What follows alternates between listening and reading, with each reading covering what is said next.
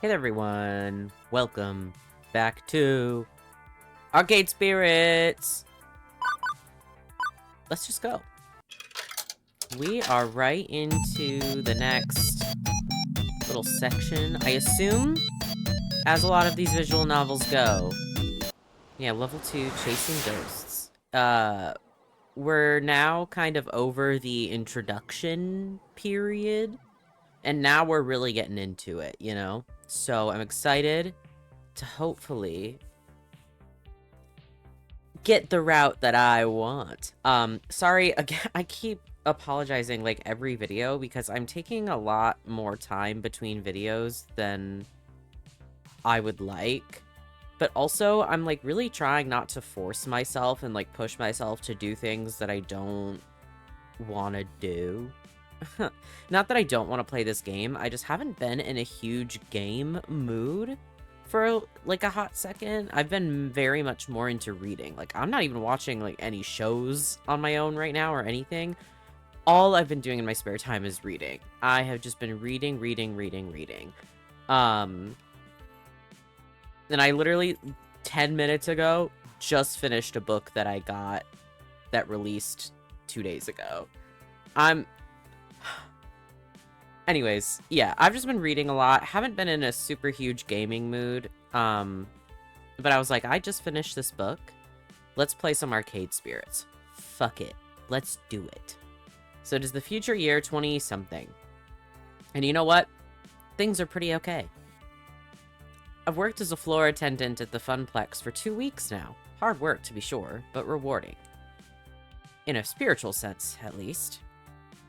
I've helped Naomi repair pinball games. I've had tea with Francine while she reminisced about the far-out 1960s, and evacuated gamers when the kitchen accidentally caught on fire. I've had numerous kids puking up nachos on my clothes. I've scraped gum off any number of surfaces.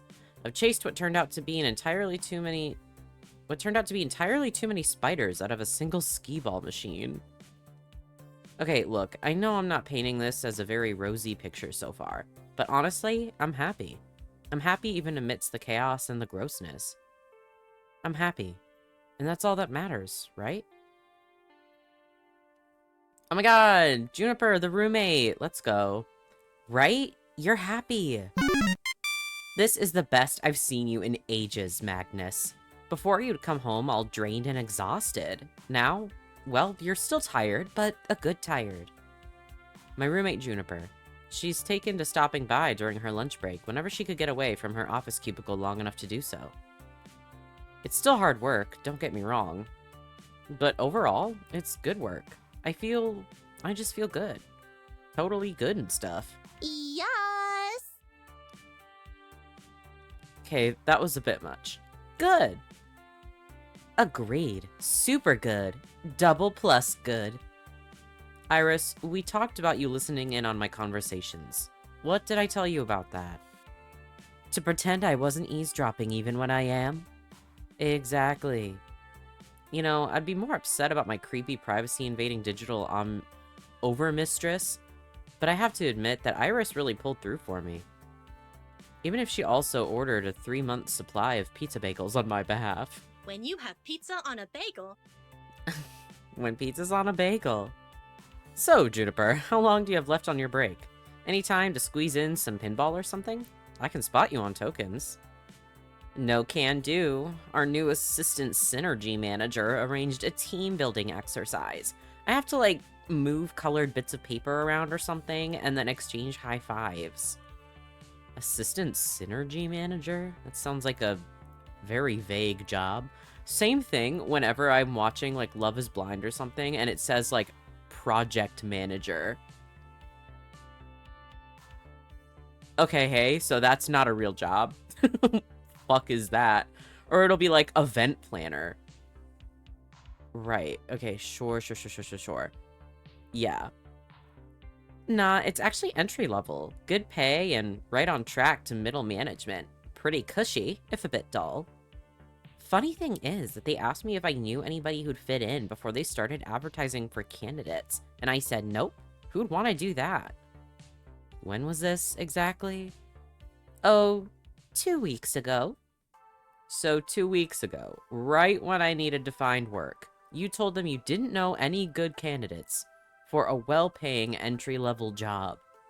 Oh, No, literally, I was like, girl, please. well, but you wouldn't have liked being an assistant synergy manager, right? Not one bit. Juniper, please tell me you told them no because I'd already taken this job by that point, not because you forgot. Hey, I didn't forget.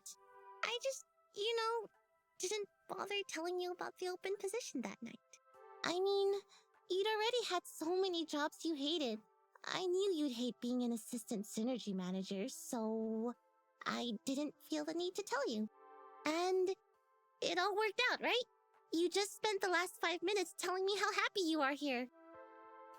Not a lie, I was happy here indeed. Also not a lie, having packed pizza bagels for lunch, after having pizza bagels for breakfast, because we barely had enough money to cover the rent this week, pooled together. Also not a lie, Gavin constantly hiding the numbers from us, insisting things were fine, all while dryly joking about perpetually being on the edge of crash and burn. Also not a lie, that every time someone in my family tried to chase after happiness instead of stability, we fell deeper and deeper into debt and misery. Ooh. Say something, you're scaring me.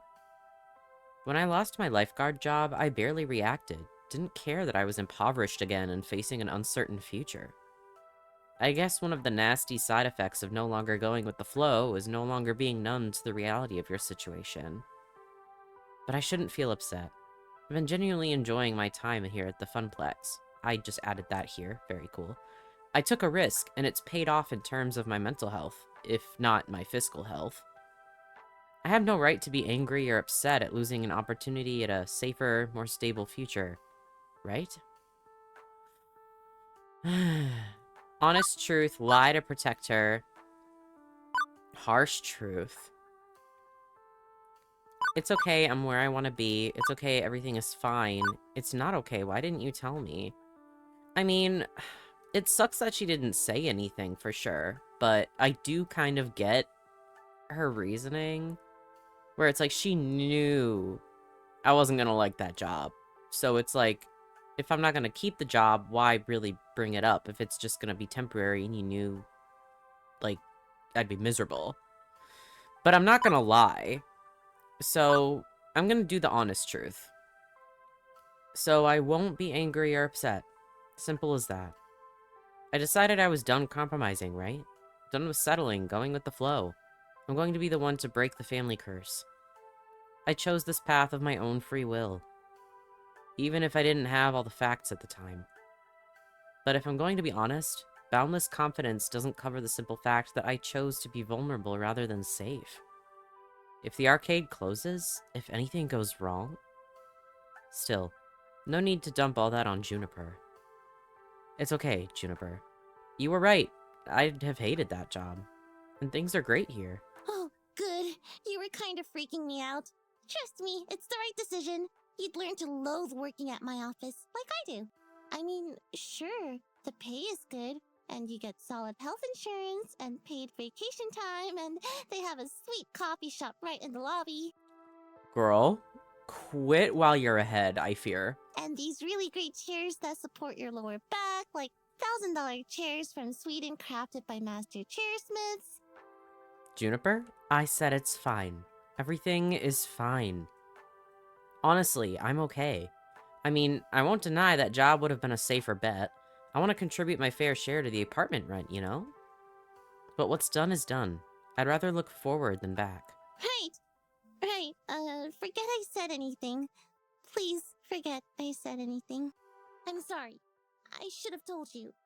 I shouldn't have held that back. But I still wouldn't have pushed you to take the job. It's totally horrible at my office. You'd have been miserable there, like me. Juniper, it's cool. You're right, I'd have hated it. Okay, good. I've got a good feeling about all this. I think you're right where you need to be. Even if I was, kind of awful about getting you here. Hey, I gotta get back to the office. Have a good lunch, okay? I can feel the distant rumble of a frozen box of pizza bagels taunting me from the recently repaired employee break room. Yeah, okay. You have a good rest of the hours of your day, yeah? You bet. I'm okay with this. Everything is fine. Right? Right.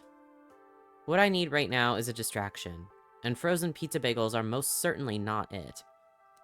My pocket money is really slim, but I think I need to step out for some fresh air and treat myself to a better lunch than that. And hey, maybe some company too. Nice and distracting, talking to someone about anything other than this. Let's see who's available. Oh, baby. Oh, baby. But where's Gavin? Oh, no. I can't choose Gavin? What's the fucking point? Well, if Gavin's not available, I guess Teo will do. Shaking it on Showtime stage. As he finishes the last beat of the song, I see Teo spin and jump off the Showtime stage platform. He doesn't even look back to see that he absolutely nailed it. Nailed it like the badass he is. It looks like most of the crew isn't around today, which is strange. I wonder if they all went out to lunch together.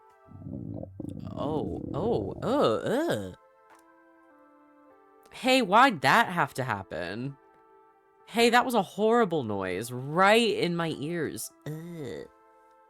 Brother, ugh. That's honestly, sometimes I think about getting earbuds instead of headphones because I love the, like, immersement of headphones.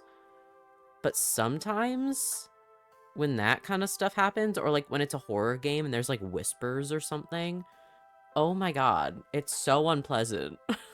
But it's fine. Immersion over comfort, I say. Speaking of which, floor attendant Magnus needs food badly. Maybe Teo would be interested in lunching with me? It's not every day I catch him sans crew. Before I can even say anything, he's locked eyes with me already, and is jogging over my way. Okay. Magnus, how goes? Oh, can you stop doing that? Ugh! Floor attendant Magnus is about to die. You doing alright? You sound hungry. Are you going to make it? Yeah. Actually, no. I may be doomed. I can't have you dying on me. Not like this. Let's get some food into you. I'm taking you to Whole Story. What? The bookstore next door? Do they have food, too? Only the best pastries and coffee this side of the Mississippi. I can't believe you haven't gone yet. Sounds tasty, but I really should eat the pizza bagels I brought for lunch. Okay, why... If you're just gonna... The whole point of going over to someone was to be like, I need to get something else for lunch. And now you're like, nah, actually, never mind. What is your deal? Please, you eat those every day. Let me treat you to something other than that. Think of it like a date. Okay. Whenever I'm around Teo, he knows exactly what to say to make my face turn bright red.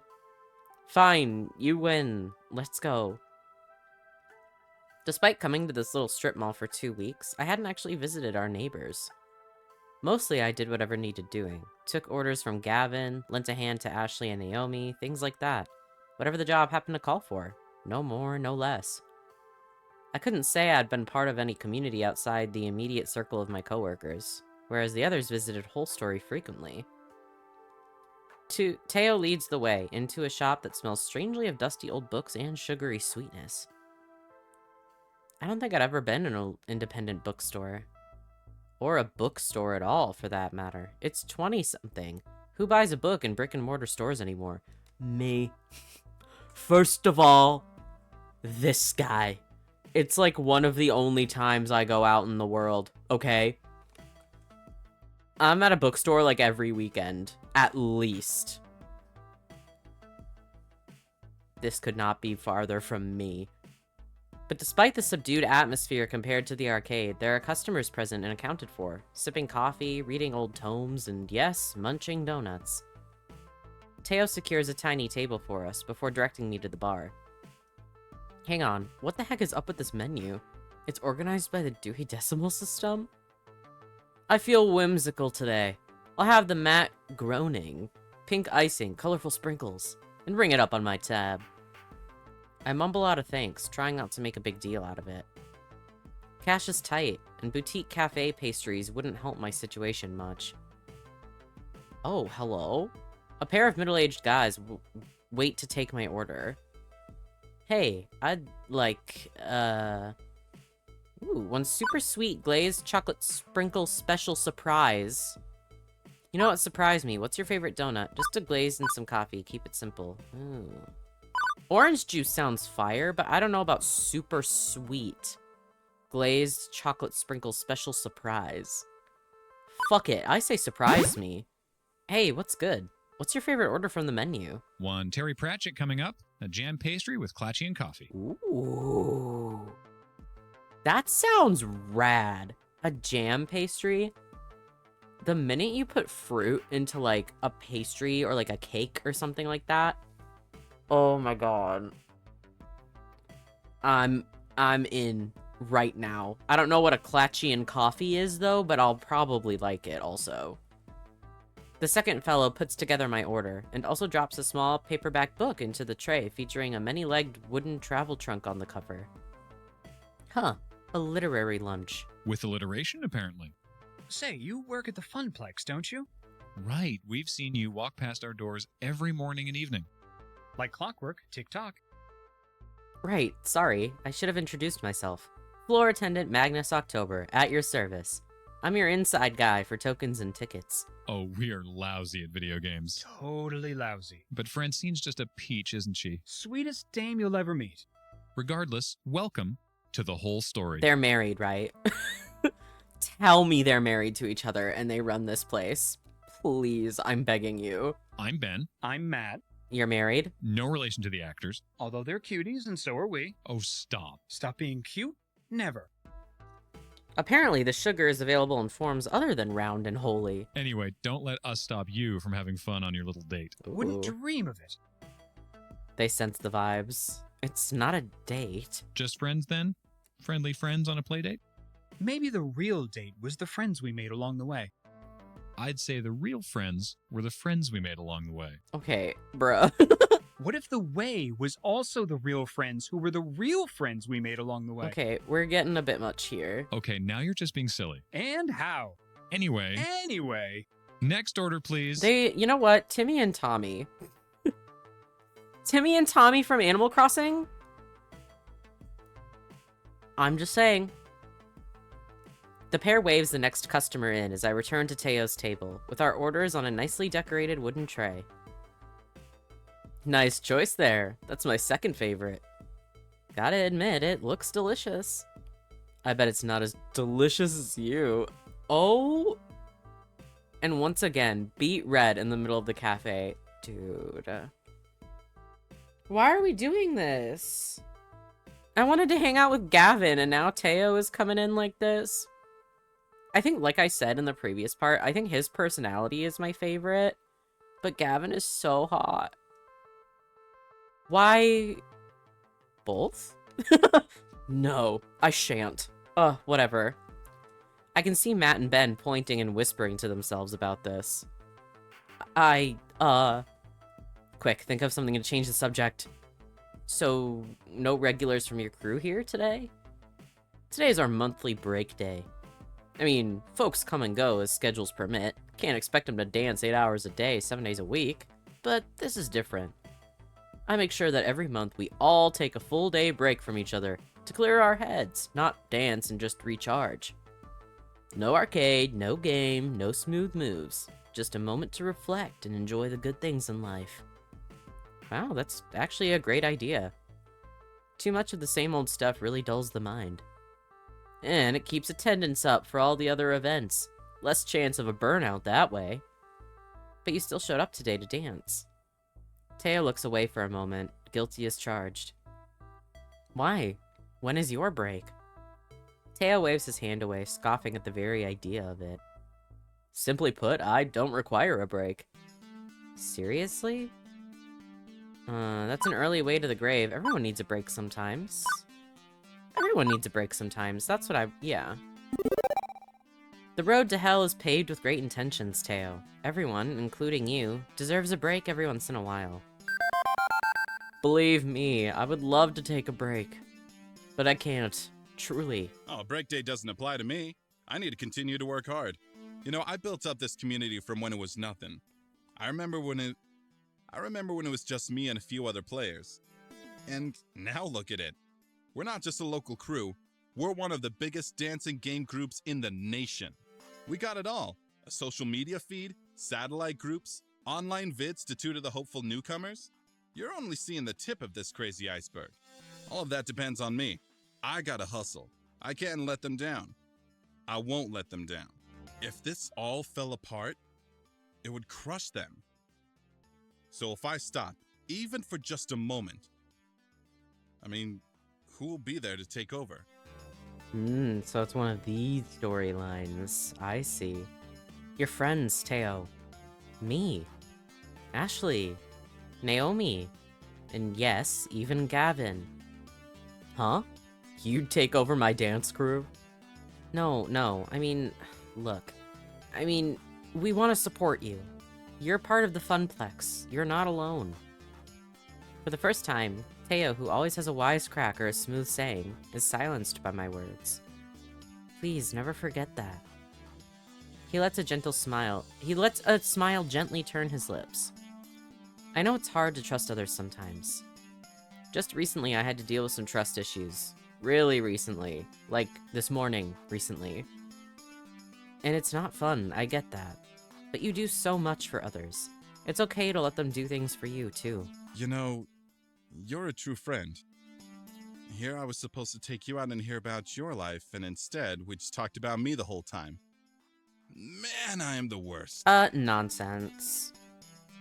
Oh yeah, absolutely the worst. Not as bad as I am at Showtime stage. That's not true and you know it. Let's lighten the mood a bit, I think. I think that's a good comeback here. I know Teo's just joking, but really no one as bad at dancing games as I am. You may be the worst friend, but I'm the worst at Showtime stage.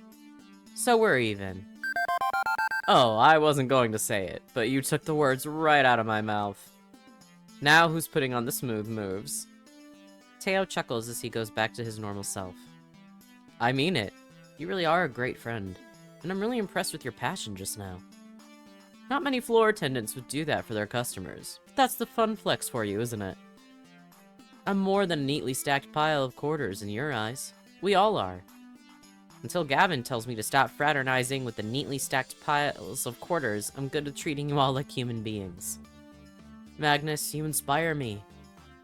Confusedly, I glance around, looking for who Teo seems to be talking about. I've never been described as inspirational. Who? Me? Yes, you. You could use that heart you have in all aspects of your life.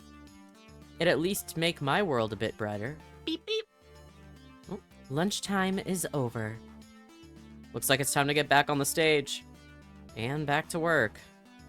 Are you sure you wouldn't rather dance with me? You still haven't tried out Showtime stage yet. Wait.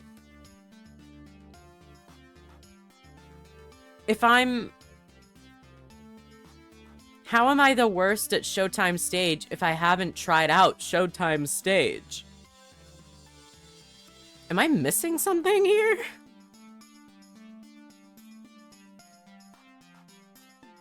Hey, this chapter we're not making a whole lot of sense. Whatever, I guess. Rain check, Teo. Rain check. You can't use that excuse forever, my friend. Check with me again next time it's raining. That's the opposite of what a rain check means. Before we go, can I ask you something? Shoot. You're a really hard worker and all. But don't you get bored running through the same routine day in, day out? Even I switch up the playlist now and then. What do you mean? Well, I mean, are you happy with what you're doing? Is there anything you can add to your life, your job, that would make it more meaningful? Like for me, when I first started dancing, I made a promise to myself. If I was ever in the position to build a community around Showtime stage, I'd give everything to make that dream happen. Sounds ambitious.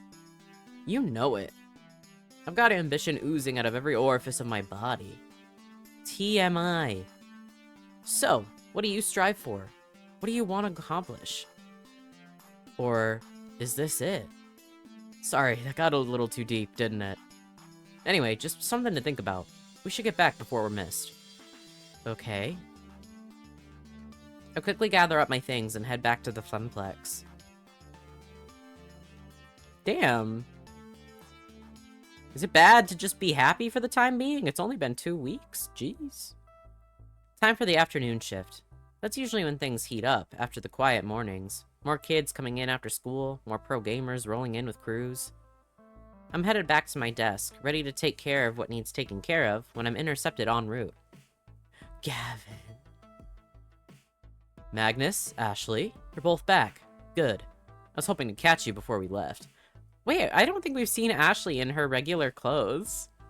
That shirt is fire. That shirt rules. Awesome. Ooh, what's up?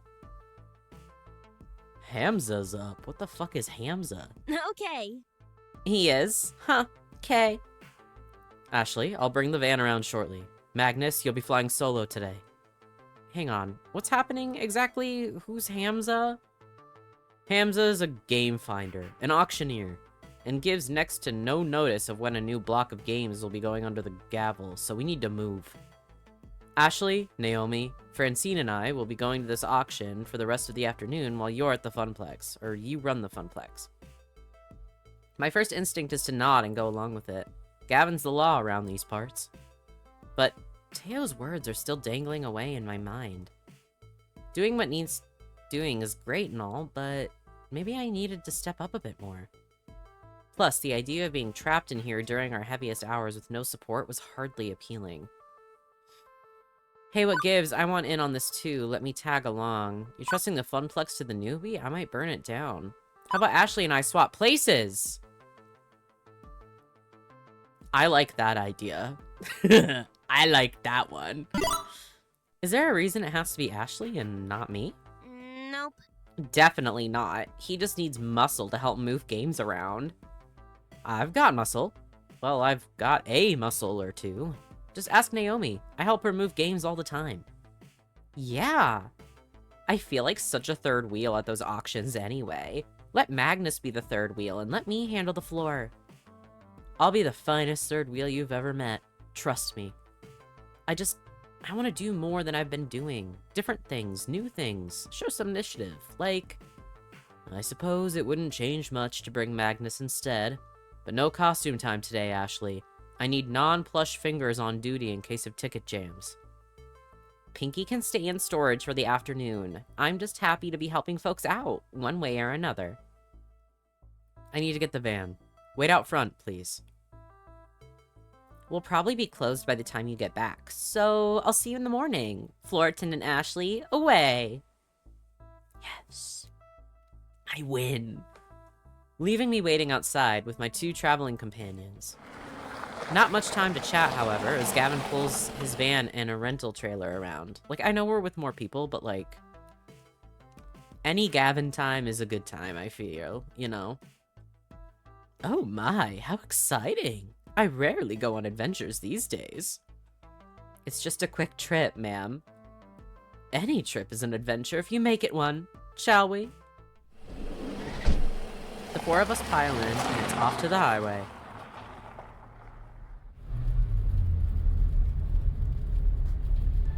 Gavin, consulting a driving map on his phone, leads us out of the city via a series of weird turns and back roads. Cute! My character! I love whenever I see the created character in, like, the art on the screen. It's so nice. Also, I need a drink. I have a full bottle of tea. What is it? Raspberry white tea. I've really been into these Lipton bottled iced teas lately. And this raspberry one is the best that I've had so far. Just in case anyone's interested. Trust me, this will save time in the long run. Where's Hamza set up this time? On site at some abandoned estate just outside town. It's about to be torn down, but they found a trove of arcade games in the basement. Woohoo! So exciting. I love arcade raids. Arcade auctions. Raids. Auctions. You guys got an arcade to English dictionary I could borrow? Francine, without looking up from her knitting, answers. A raid is when a bunch of collectors get together and rescue games before they can be junked by their original owner. An auction is when someone sells off their arcade games, one at a time, to a crowd of active bidders. So, which is this? A raid or an auction? It's both, dearie. Hamza, that sweet boy, buys up private collections before they can be thrown away. He rescues them from that terrible fate, and then auctions off his finds. Sort of. Okay, now I'm fuzzy on the sort of part. I'm the newbie here, remember? Well, okay, so Hamza obviously auctions off games for cash money, but he's a very whimsical kind of guy. Once I saw him trade off a vintage burger time in exchange for someone's super secret chili recipe, passed down through generations of family. In other words, he's just on the edge of being a loon. This would be a lot simpler if it was just a raid. We pay up front, we declare what games we want, and cart them away. Instead, he ambushes us with these impromptu auctions and makes us come down there to entertain his whims. Wonderful. I think it's sweet. He wants to make sure the games go to good homes, to people who really want them, even if they can't pay. And really, we should be honored we got an invitation. He's trying to cut out the big franchise arcades like Deco's Palace, and help the little guys, like us. It's inefficient, and relies entirely on keeping on Hamza's good side. Huh. Gavin's right, this could be a lot simpler. Helping up little guys sounds good here. I kind of agree with both a little bit, if I'm being honest, so I might want to be neutral, just simply because, like, it is a little bit inefficient to just, like, not really have a good system. But also, like, not selling out to the big dudes is great. So let's keep it neutral. So he only invites a select hand-picked group to his auctions. How'd you end up in that select hand-picked group? That would be my doing, dearie. He likes to visit the local arcades whenever he's in town. And as I like to get to know everybody who walks in our doors, I approached him. I suppose we achieved a certain rapport, considering we've had 3 invitations so far. Got some rather lovely games, too, including Moopy. We need to temper our expectations a little, I suspect. I think not. We don't have room to add any more games, especially relics like Hamza usually deals in. What about the offsite storage unit? We can just rotate games in and out more often. Nearly full to bursting, and not cheap for us to rent on a monthly basis. I'm not saying we have to go home empty-handed. Certainly a few holes in our roster we can fill, should we find an excellent deal and beat out the other bidders. But consider this above anything else. A way to maintain relations with Hamza, even if we don't end up bidding. Aww. Now, Naomi. Gavin knows the numbers. I'm in favor of making our little funplex more and more fun. But floor space is finite. That is true. And Gavin, remember, if we find some darling little game Naomi would lavish adoration upon, we can always retire an older game. Life, my young friends, is a series of trade-offs. She's so right. Well, isn't it better to, you know, not just settle and compromise all the time? Well now, there are trade-offs, and there are trade-offs. It's silly to say that you should never compromise, as silly as it is to say you should always compromise. It's what you compromise that defines who you are. Speak, Francine. You're all so young yet. You've time to make mistakes in learning what trade you need to make. Unless you don't make rent on your apartment, or your stomach's growling. Iris and Juniper have pushed me to stop settling for less out of life, to stand up for myself and my happiness. And I've done just that without regret. So, everything should be fine now, right? Right? New default topic diversion. The weather. Well, at least it's a nice day for an outing, right? And then it immediately starts raining. Ah!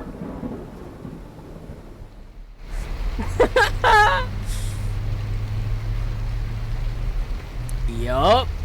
Oh, come on. Wonderful. Glad I packed plastic bags to wrap cabinets in, just in case. That's our Gavin. Always thinking ahead. Trying to protect your investments, huh? Oh, sorry, I need to rub my eyes, bro. Ugh. That ever happen to anyone else? Their eyes randomly start stinging? Really cool and awesome, I think. From Hamza's invitation, it seems this arcade was largely abandoned and left to rot. I'd rather not add water damage to the ailments of the games are already suffering. Oh my god, my eyes, bro. Holy shit. I wish the whole game was voice acted. It's so sad when we come across a wonderful game that's just ruined beyond repair. Most collectors show their collections a lot of love, but others just don't care. You find old games in barns, exposed to the elements and falling apart. I suppose this is one thing we can easily agree on. It's important to take care of your games. For their resale value, you mean? A broken game's no fun to play with, and it's a shame to see a classic in terrible condition. Consider pinball. Pinball games are very prone to breakdowns, particularly older ones. To experience them in their glory, you need to show them care. Even beyond a busted game earning no quarters, it feels like a waste to allow an enjoyable game to lie fallow. A waste of true potential. Huh. Good point. Glad to see these two getting along better, even if Naomi kept prematurely attacking him along the way there. With the rain pounding down on the van roof, conversation gets a bit difficult. Gradually, everybody resumes fiddling about with their phones, knitting, or driving, leaving me to wonder, exactly where is this auction and or raid happening anyway? We've been driving for some time, leaving the city far behind. What would a massive trove of arcade games be doing this far out in the sticks? Maybe it's some closed down roller rink or an old bowling alley. Or... I was gonna say a haunted house. Yup. Or maybe it's a creepy old house that's likely haunted by exactly 87,194 ghosts. Ah, the classic October luck in play. So majestically awful. Gavin pulls up alongside any number of other vans and trucks. We're here a little late, it seems. Good grief. Is this really an auction site? Creepy. Definitely creepy. At least an 8 on the creepometer. An old home has character, I feel. Let's not judge it by the exterior, shall we? With all speed, the group hurries inside to get away from the weather. Oh my god, you can't see it behind my head, but there's like dust falling. A large group has already gathered in the foyer of the crumbling estate, but one rushes forward to greet us in a blur, as the others pay little mind. Greetings, friends. Oh, Hamza's fire. Oh, this guy rules. Hamza welcomes our friends from the Funplex. Welcome, welcome. Gavin, stalwart as ever. Naomi, love what you've done with your hair. Miss Francine, a beauty surpassed only by your wisdom. I love this guy already. Oh, fresh. And a new player, it seems. Who might you be? Magnusoctober. I see. Greetings to you and yours. I am known as Hamza, seeker of antiquity, finder of things lost, player of games.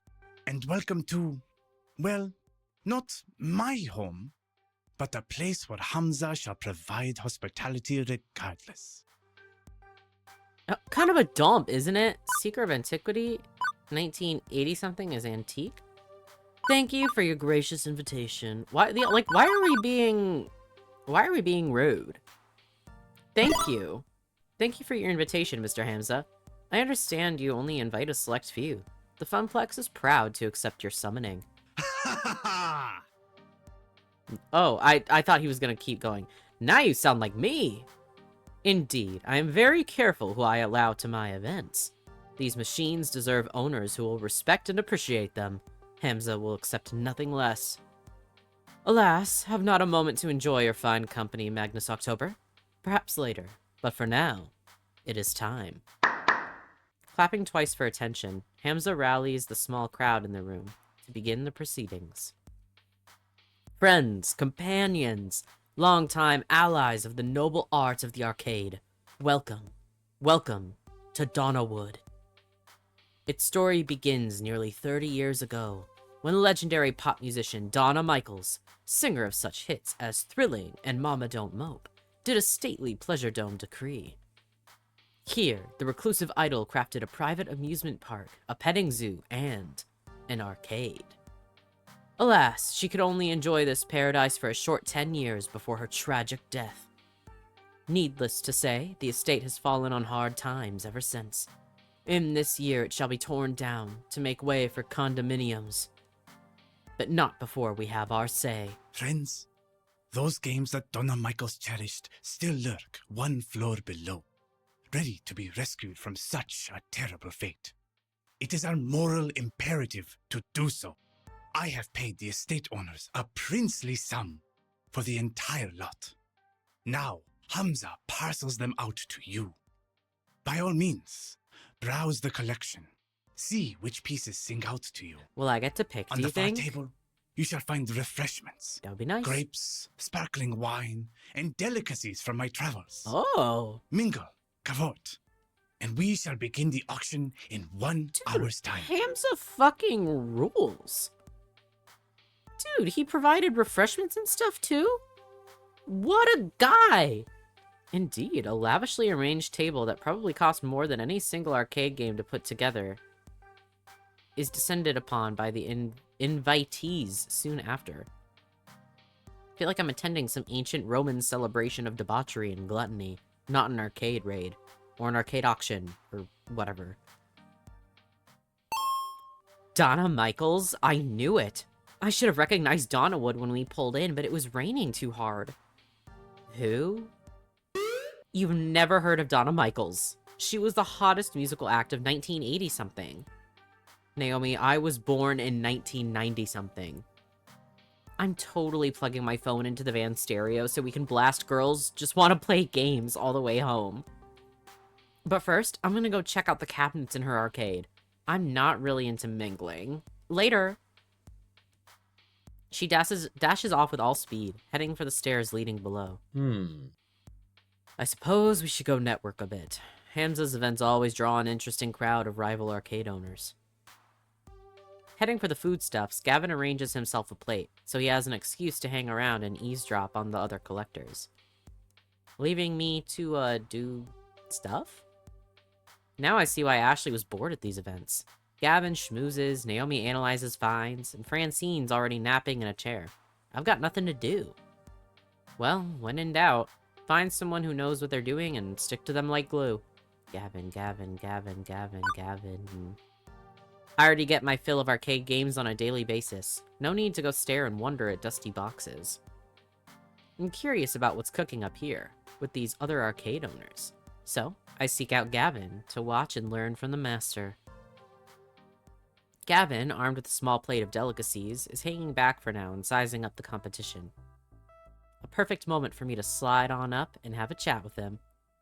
So, any friends in attendance tonight? I'd hardly call anyone in this room a friend. Not even Hamza. You'd be better off not seeing them that way either. These are our colleagues. Somewhere between an ally and an enemy. A rival, perhaps. That's a bit of a cold way of looking at it. It's practical. I can't afford to invest any real emotional currency in any of these people. Not when I have to look out after my own. Naomi would agree he has a hard time investing any real emotional currency into his own people, but he's too focused on the crowd to get into that right now. While I'm friendly with plenty of folks, I do hesitate to declare pure friendship. It wouldn't be fair to the other person. Oh, just you wait. How do you figure? Consider a true unfettered friendship. The kind with no conflicts of interest, no strings attached. It's difficult when you're in the same business together. If I'm friends with another arcade owner, I'm liable to make bad business decisions that help out my friend, and vice versa. I wouldn't want to burden them with that. Either I hurt my business and my fellow employees, which would be disastrous, or they hurt theirs to better support me and mine. It's messy. Better to be friendly than friends, for all involved. Okay. What about workplace romances? Within a work unit, not with a rival. It had to be asked eventually, didn't it? Well, that's a little different. Within a group, we're trying to strengthen each other, and the group as a whole. So there's less of a conflict of interest. We all pull the same direction. It can still be messy, however. It's important to avoid conflict of interest. Reasonable adults with strong awareness can sort through that mess, I would hope. Right, okay, good to know. For reasons. Now, let's size up our rivals for the auction ahead. I do recognize a few. That one's the owner of Pixelpalooza, on the other side of town. He's amiable and willing to make trades, but will happily take advantage of someone who doesn't know the true value of the game they're trading. She's a private collector with a basement full of retro cabinets. She's perfectly willing to overpay to get the game she seeks, meaning she'll probably snap up some of the best deals from Hamza, should Hamza allow it. She's... can't say I've ever seen her at one of these events before. Dude, she's cool. Might be worth figuring out who she represents. Often arcades or collectors will send a proxy in their stead. As for him, he looks familiar, but I can't quite place the face. That's two people wearing sunglasses at night, the epitome of cool. Doubtful. Yes, well, the sport coat over t-shirt looks somewhat negates that. I could swear I've seen him before, though. Oh, jeez. Gavin suddenly snaps a photo of the man in the jacket before loading up... Wait a second. Facial recognition module, current camera roll, latest picture. As you like, Mr. Cooper. He catches me staring in confusion. You have an iris as well, yes? She's become a common assistant app. Likely the free version with less features than my premium edition, but...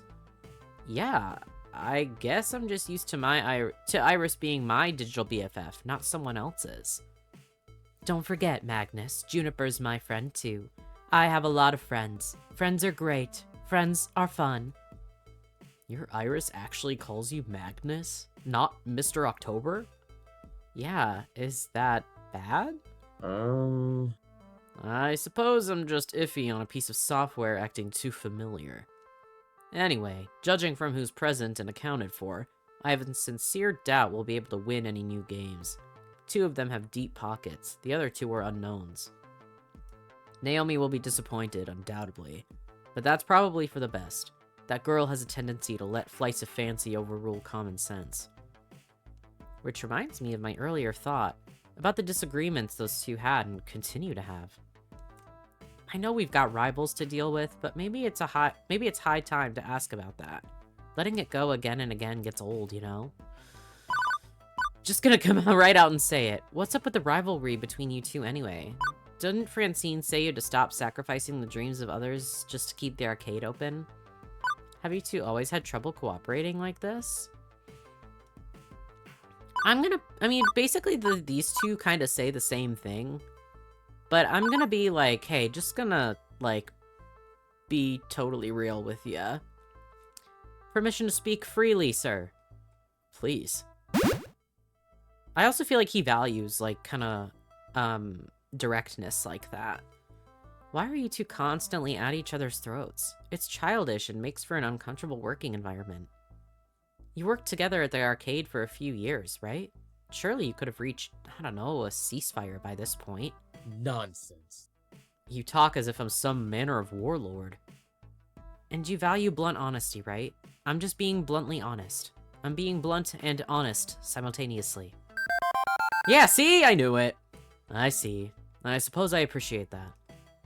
I would argue that we have established common ground between us, the arcade itself. I am well aware that I can be cold or distant, that my desire to protect Naomi's dreams sometimes leads me to think I need to protect that dream from itself. Believe me, If we had the resources, I'd be happy to buy Naomi all the aging cathode ray tubes and joysticks she desires. Rather disappointing. I don't enjoy trying to bring her down to the hard reality we live in. I don't enjoy the hard reality we live in, for that matter. But the Funplex is very low tier as arcades go. Even some of the private collectors here have larger, more impressive arcades than we do. So, until the day our fortunes turn skyward, I'm afraid I'll need to play the villain for Naomi's sake. I care too much for her to do otherwise. Apologies. Better she hate me for what must be done, than hate me for letting it all fall apart. I can't say I want to be hated, but needs be when the devil drives. Until I can have filet mignon for lunch every day instead of pizza bagels. Until my spiritually satisfying job becomes a fiscally satisfying one. No, there's no point harping on that. Or on Juniper locking me out of a better job. This is the better job. It's up to me to make the most of it. Beep beep, Mr. Cooper. Facial analysis complete. Profile 108551 identified. Mr. Franco Sterling, buyer for Nostalgia Commodities Incorporated. I think not. No, that's not right. I remember that face, and he didn't work for a trading company. Think, Gavin, think. Where did I see him before?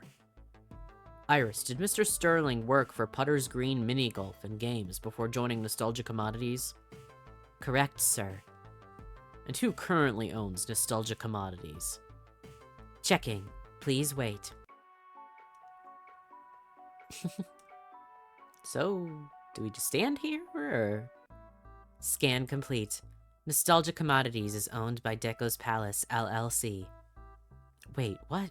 I thought that... Before I can even finish the sentence, Franco Sterling split away from his little mingling circle to come mingle with us.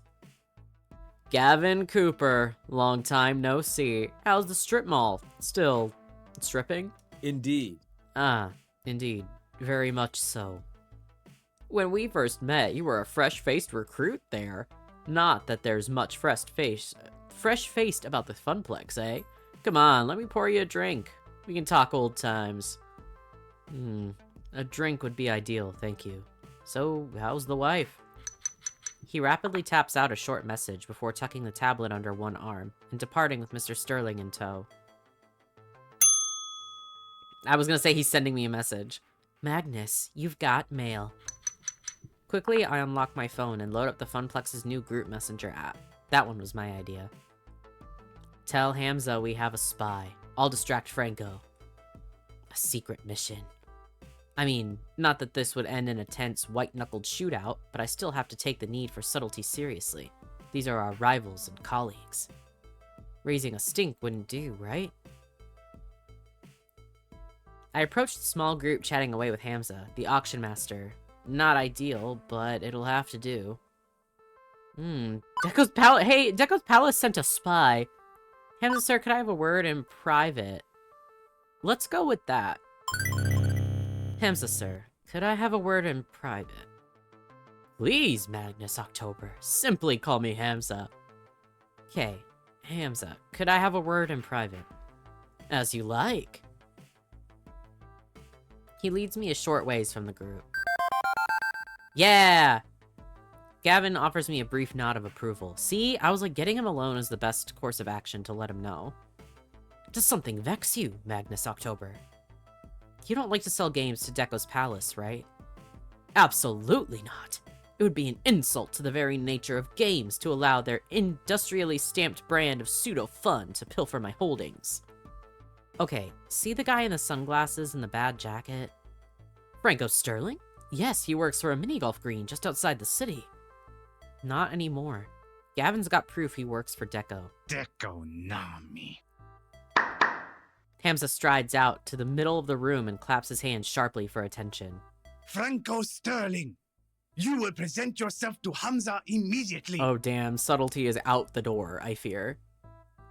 Something wrong, Hamza? Yes, Hamza has been a fool. He has not been diligent in determining friend from foe. This displeases Hamza. And you, Franco Sterling, are foe to all hard-working arcades and collectors. You work for Deco. Gavin Cooper has identified you as a minion of the adversary. Hey, hang on a second. What is my one rule, Franco Sterling? All sales are final. What is my other rule, Franco Sterling?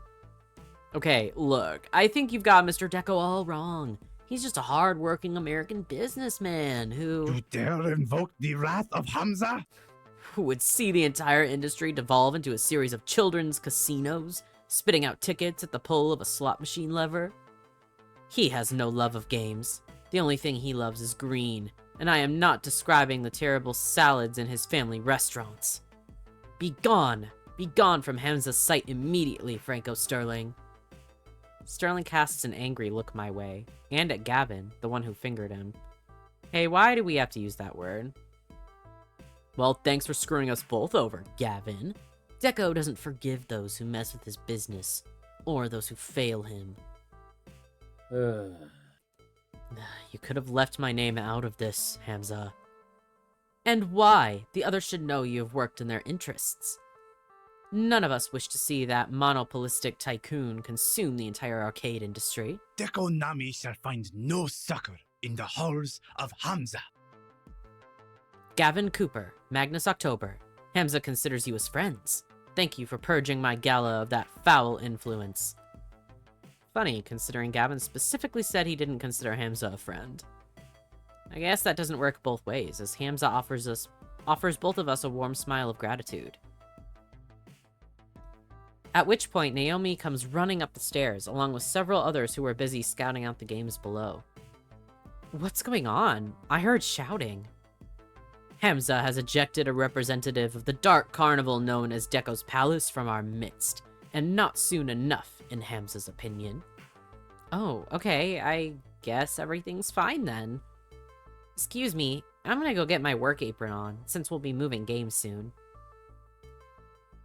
Naomi, if you don't mind, after you change, we should coordinate our wish list. I want to get that settled before the auction begins. No, don't leave me alone with the Bacchanalian orgy. What are we talking about? Hey, what are those words together? Whatever. Excellent. Now, let us resume the social amusements and jocularities. magnusoctober. We will speak, yes?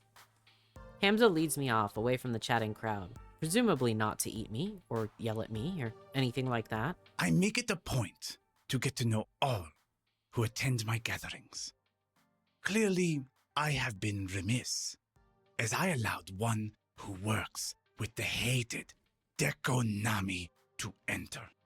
Hamza would like to know you better, my friend. Not that Hamza assumes you to be a spy, of course. It is simply a matter of what is proper and right. I'm just a floor attendant at the Funplex. Not much else to say. Come now. Surely there's more to you than that. Share with Hamza. Oh, Consider me an impartial third party. Surely there are matters that occupy your mind which would be inappropriate to air to your business partners? Okay, this guy is clearly on a fishing expedition for dirt. Considering the high court of arcade royalty I'm supping with, maybe it's best not to give him anything. He gave me great vibes at first, but now he's like, stuff you can't share with your coworkers? Hey, what the hell, man? We just met. But I also don't want to make relations difficult for the Funplex, if this guy is really a leading supplier of cheap arcade games. I'm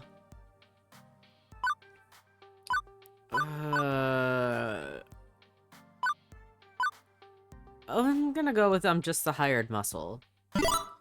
Honestly, there's nothing to say. I'm only here because my coworker Ashley didn't feel like lugging games around. Gavin and Naomi are doing most of the work. Ha ha! Oh, I thought he was gonna keep going. Beautiful Ashley. She is a delicate pink flower, handcrafted of felt and pipe cleaners. Not that I would deny your company given the chance, magnusoctober. Perhaps my tale will loosen the tail from your tongue in turn. Hamza began as a mere urban explorer and hunter of rare objects for a wealthy buyer in Dubai. You see, many debts pursued me. And in return for assistance in paying them, I stocked the arcade of his dreams. In time, my patron released me entirely from the woes of debt. They were difficult years, Productive years, to be certain. And throughout them, Hamza learned how to use the mystique of being Hamza to better achieve his goals. Now I stand before you with power, and with hard-earned respect for that power. I leverage it to ensure that those who respect games as I do can enjoy them, even if they lack coin. But yes, I have known hardship. We all have in the course of events. You are not alone in that condition, my friend. Okay, so how do I get out of that condition? Do I need to indebt myself to a wealthy prince or something too? No. You will need the will to dream, and the will to work. The will to make the trade-offs that will bring you closer to your ambitions. Trade-offs mentioned again, I see. Francine was mentioning something about that earlier. Wisdom and beauty, that is Francine. I'm trying not to make trade-offs though, not to settle. My parents, they gave up on so much just to barely scrape by. Ah, that is the puzzle, is it not? What to trade? Allow me to regale you with a story. Hamza makes a sweeping gesture to the beautiful ruin of the Donnawood mansion, and to an oil painting hanging on the wall. At one time, Donna Michaels was a star on the rise. She had all she could ever desire, and indulged her desires all day long. But so indulgent was she that she failed to maintain the work that brought her there. After her second album didn't meet expectations, she lost interest. For years, she lurked in these walls as a recluse, playing games for hours and hours. Rumor has it that she was found dead within her beloved arcade, a hand still wrapped around a glowing joystick. She starved to death, lost in a game. I'd say that's ridiculous, but I've seen Percy play for hours and hours at a time. And now, her lost and aimless spirit haunts this very place. Adrift as a ghost in the machine. Too spoopy for me, man. Oh boy. I'm sorry, the millennial humor sometimes really gets me. Not in like a good way. Too spoopy indeed. And obviously a grim fairy tale rather than reality. But I feel there is an important truth buried in the myth. I ask you, was Donna's life spiritually satisfying? She didn't need to make any more albums. She wanted for nothing, and had everything. You could even say she died doing what she loved, playing games. Okay, but she still died. No getting around that. Hamza agrees. Precisely. So many years thrown away, refusing the world around her in favor of a dream. A dream is a lovely thing, magnusoctober, but you must balance a dream in one hand and the world in the other, at all times. Naomi, she clings to her dream. Gavin, he clings to the world. Neither of them are truly happy as a result. And what of you, magnusoctober? Do you seek to be truly happy? Well, I was like, who doesn't? Well, duh. What else was I going to answer except yes? But Hamza presses a finger to my lips to silence me. Hold that thought. The auction is about to begin. Hamza claps twice, calling the room to attention. Greetings, friends. Let us proceed to the arcade below. We have many games to bid on, all of which must be out the door by morning. As always, I will accept alternate bids. But test not the patience of Hamza. If your bid is not a serious offer, the hour grows short. Any titles which find no takers will go to my own collection. But my hope is to find a happy home for every machine, one which will love and respect these games. He motions for me in particular to follow as the group files downstairs. This way, this way. Oh, was there just a glitch there? Or did I imagine that? Might have imagined it. A bunch of folding oh no, it's the windows in the back. Oh my god. That really tripped me out. A bunch of folding chairs have been set up in front of a large HD TV. One of Hamza's assistants loads up a photo slideshow of the games on offer as the group settles in. Hey, shouldn't Francine be here for this? It's technically her money. She trusts the two of us to make right decisions on purchasing games. Plus, I'd hate to interrupt her nap. or her knitting, or both. I swear she can knit in her sleep. Oh, I'm just too nervous. I think I'm gonna go browse the games again, see if there's any I missed. It's so dark down here, I could swear I didn't see them all. How about you, Magnus? Wanna watch the auction with me or go help Naomi search the arcade? I'm fine either way.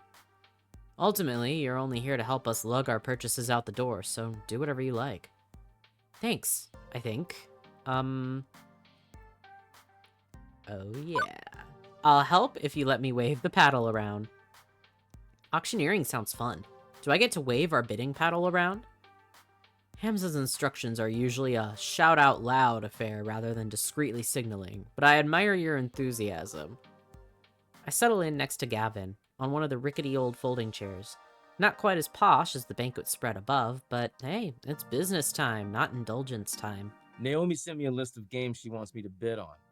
We argued it a bit, and I managed to bring her down to 3 must-haves, and the rest would-be-nices. Needless to say, if the would-be-nices start bidding up, I won't be bothered. Do we have the storage space for the would-be-nices? Well, technically, yes. What about the cash? Like I said, only if they don't get driven through the roof. Then maybe keep an open mind, right?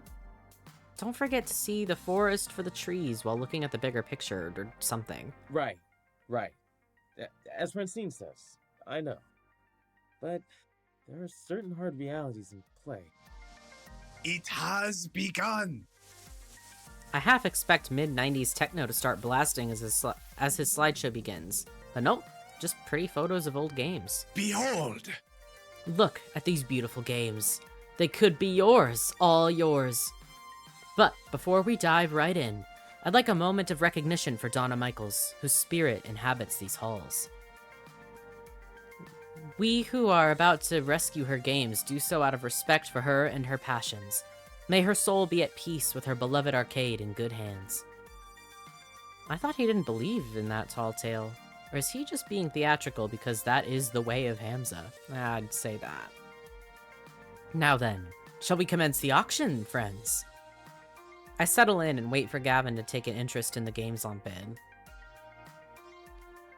Our next item up for bid... Oh hey, I recognize this. It's a Joust TM, just like the one I moved out to the floor 2 weeks ago. Gavin frowns at his tablet, confused. Why is this in Naomi's must-have list? We already own one of these. The bidding opens at a pittance, a mere $50. Gavin shakes his head, ready to let this slide by.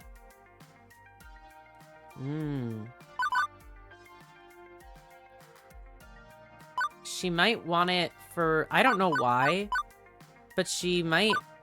Yeah, it might make a good tournament, because it's if it's Joust, then it sounds like maybe it can be multiplayer. Hang on, it's a popular enough game, right? It's not a dog, but it's hardly a top earner. Maybe she's thinking we should run a tournament with them. 2 players going head-to-head, competing for score. I usually avoid hosting events like that at the arcade. More trouble than they're worth. Doubtful. Let's see where the bidding goes. 100. I bid 250. I'll have it for 400. Oh my god, it's getting up there. $1,000 to complete my Midway collection. Nope, not worth it. Before I can object, it's over. Sold. May your collection be perfected by this piece. Seems once he hears a bid he likes, it's all over. No going once, going twice. Our next item for auction is this, a rather unique piece. And egads is that one ugly football game. It looks like the side art stickers weren't even put on straight. The white paint is totally uneven, the marquee's been broken, the monitor has a big ol' as-is note. The joysticks are 4 different clashing colors, and... Do I hear $50? $40? Wait. I nudge Gavin, whispering. Put a bid on it. Pardon? Why? It's positively grotesque. I recognize the shape and the joystick colors. That's not really a football game. Ooh, it's a Teenage Mutant Ninja Turtles. Aha! It's a cheaply done conversion. No doubt some fool thought he'd get more profits off a sports game and lazily chopped it up. It'd need restoration work, granted, but... Slowly, he stands up. I suppose. I suppose I'd be willing to take it for 40. Maybe we can salvage the monitor. Good, good. All games deserve a home, even the ugly ducklings. Are there any other bids? No, not a one? Very well. Sold. Sold to Gavin Cooper of the Funplex. Thank you. After Gavin sits down, I could swear I spotted Hamza wink at me. Does he know we just conned him? And is he okay with that? Impressive. You know, Magnus, you're more knowledgeable about old arcade games than I thought you'd be. Well, my parents took me to arcades all the time back when I was a kid. I had a few favorites like TMNT, Qbert, and...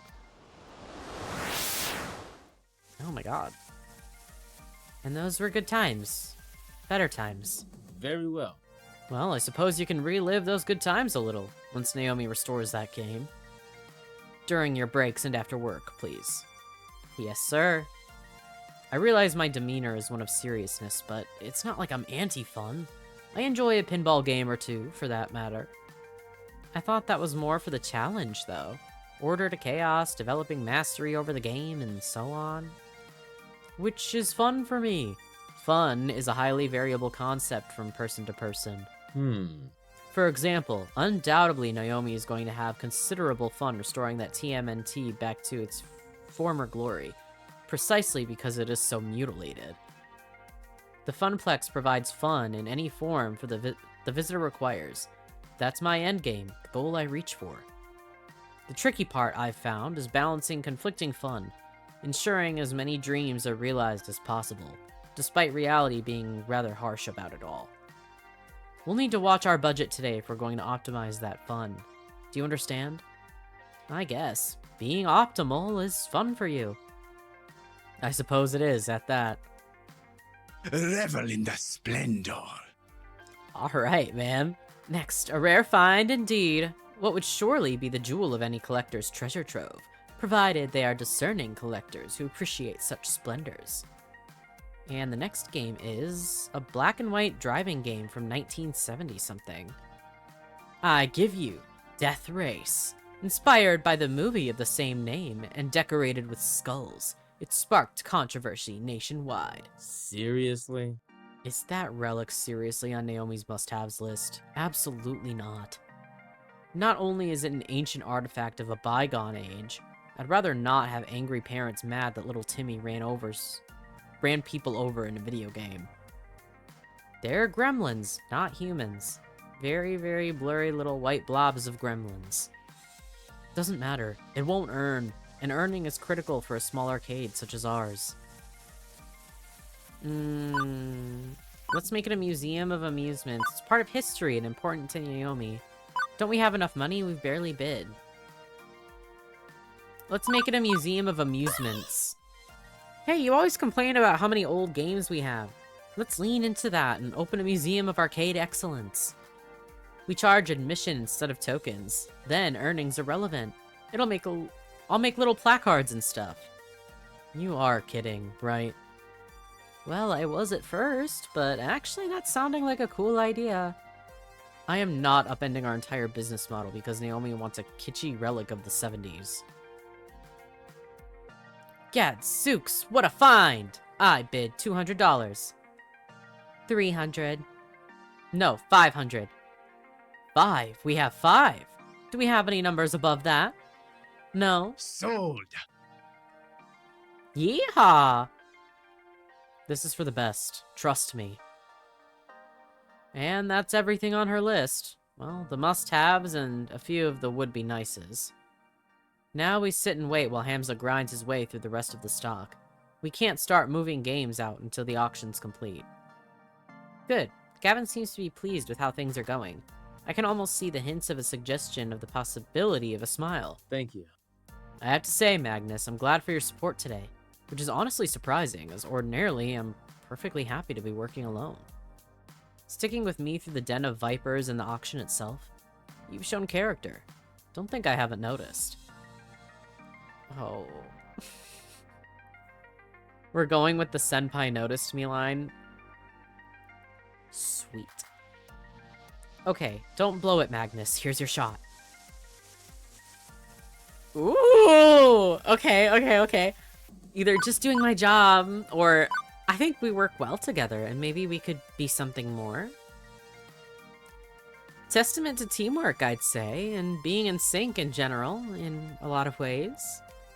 Listen, when we're all wrapped up here, you wanna go get a drink? I'd love to spend more time with you. Well, Yes! Oh my god, I was scared he would be like, that's too forward or something. I don't know. Well now. seeing as I'm the designated driver, I'll pass on the wine and dine. But next time you're dragging someone out to lunch, feel free to ask me. I do have a few terms and conditions regarding dating a coworker, mind you. Ones I'm very firm on. But indeed, I wouldn't mind spending more time with you either. Not one bit. Do not giggle. Do not giggle. Take it nice and smooth. Right. Sounds good here. Sounds really good. Naomi's not replying to texts. Can you go find her? I'm sure she's around here somewhere.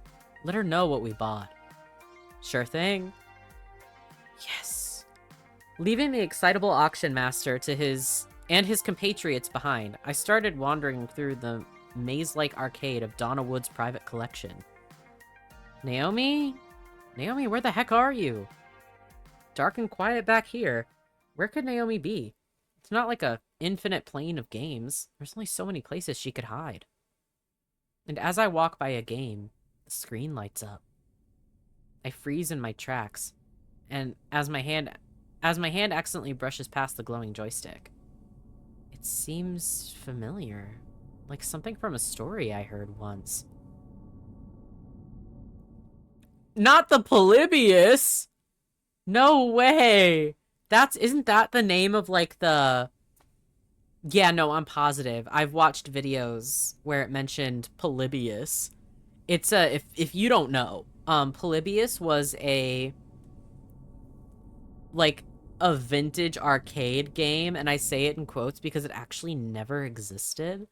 But it was like a urban legend, like one of the first kind of like internet gaming legends, I suppose. It never truly existed, but there were a lot of tales about it and stuff. If you want to know more about it, look it up. It is very interesting.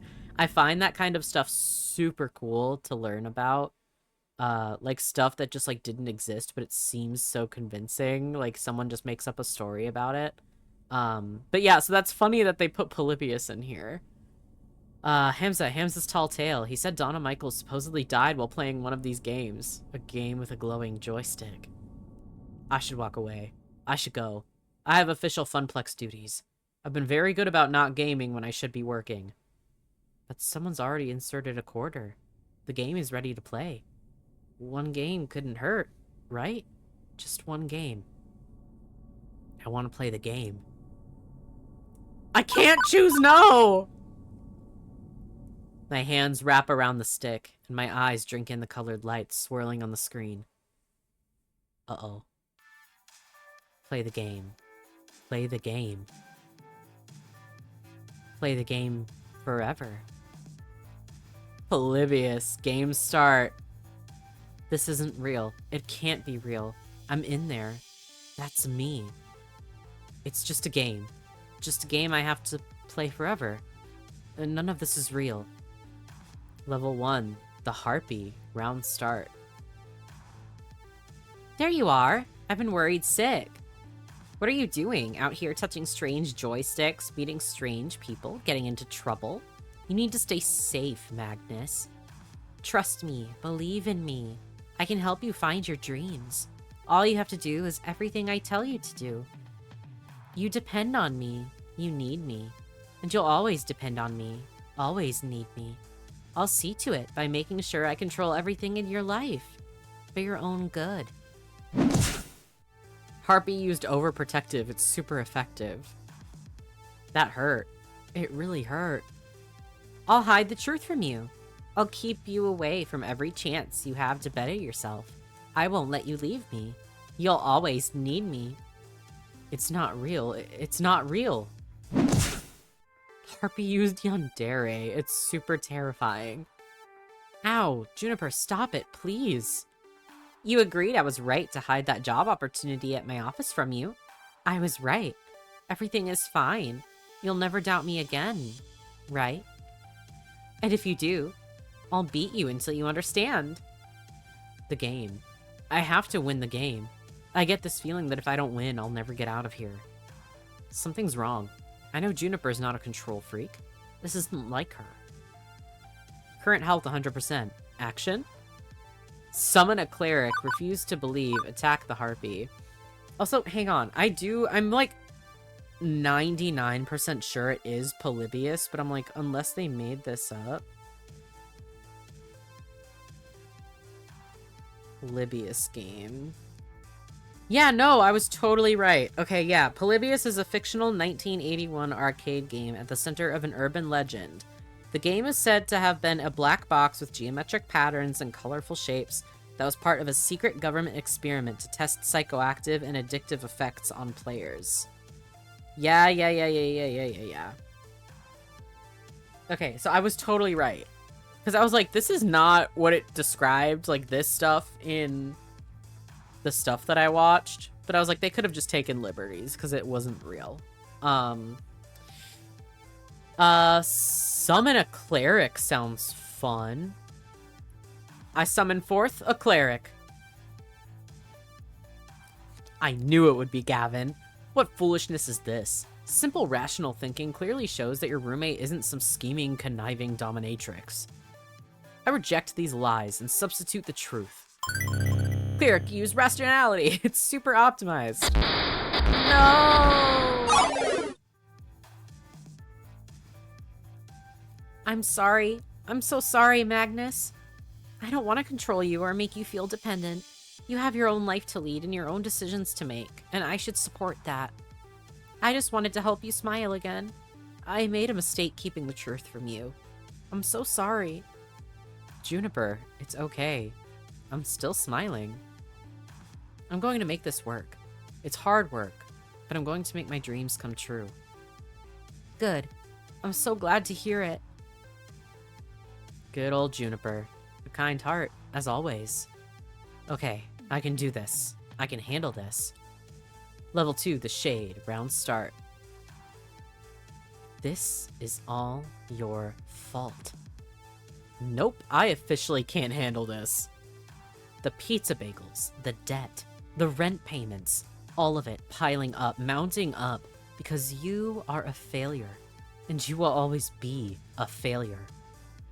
The family curse, the tears and the sorrow, moving from town to town, barely getting by, settling for what you can get.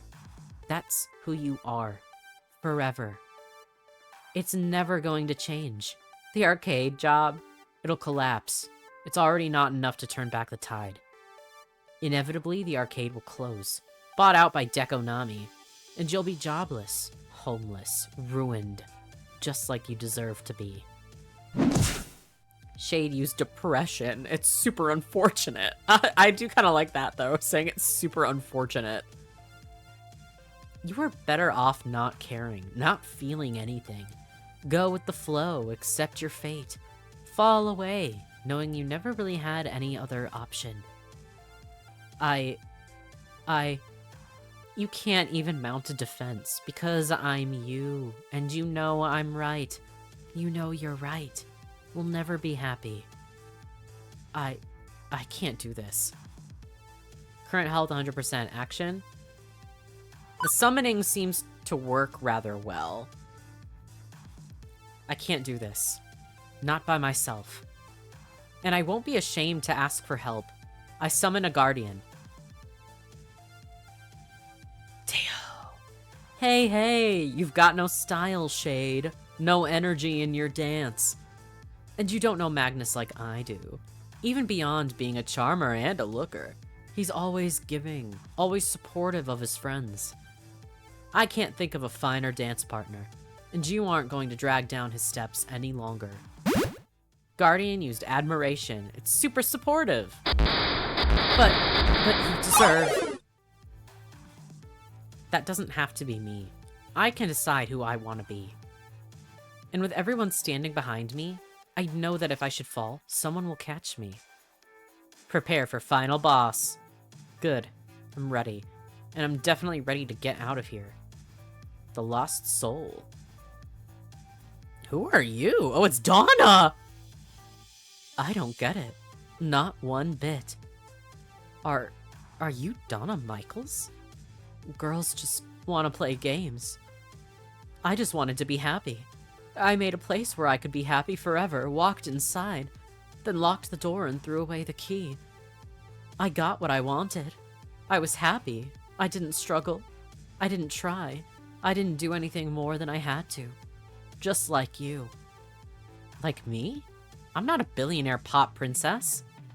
Neither was I. Nobody liked my second album. I wasn't meant to be a star. So, I gave up. I was okay taking the money and running. You could do the same. Maintain. Eat the pizza bagels. Do everything that's asked of you.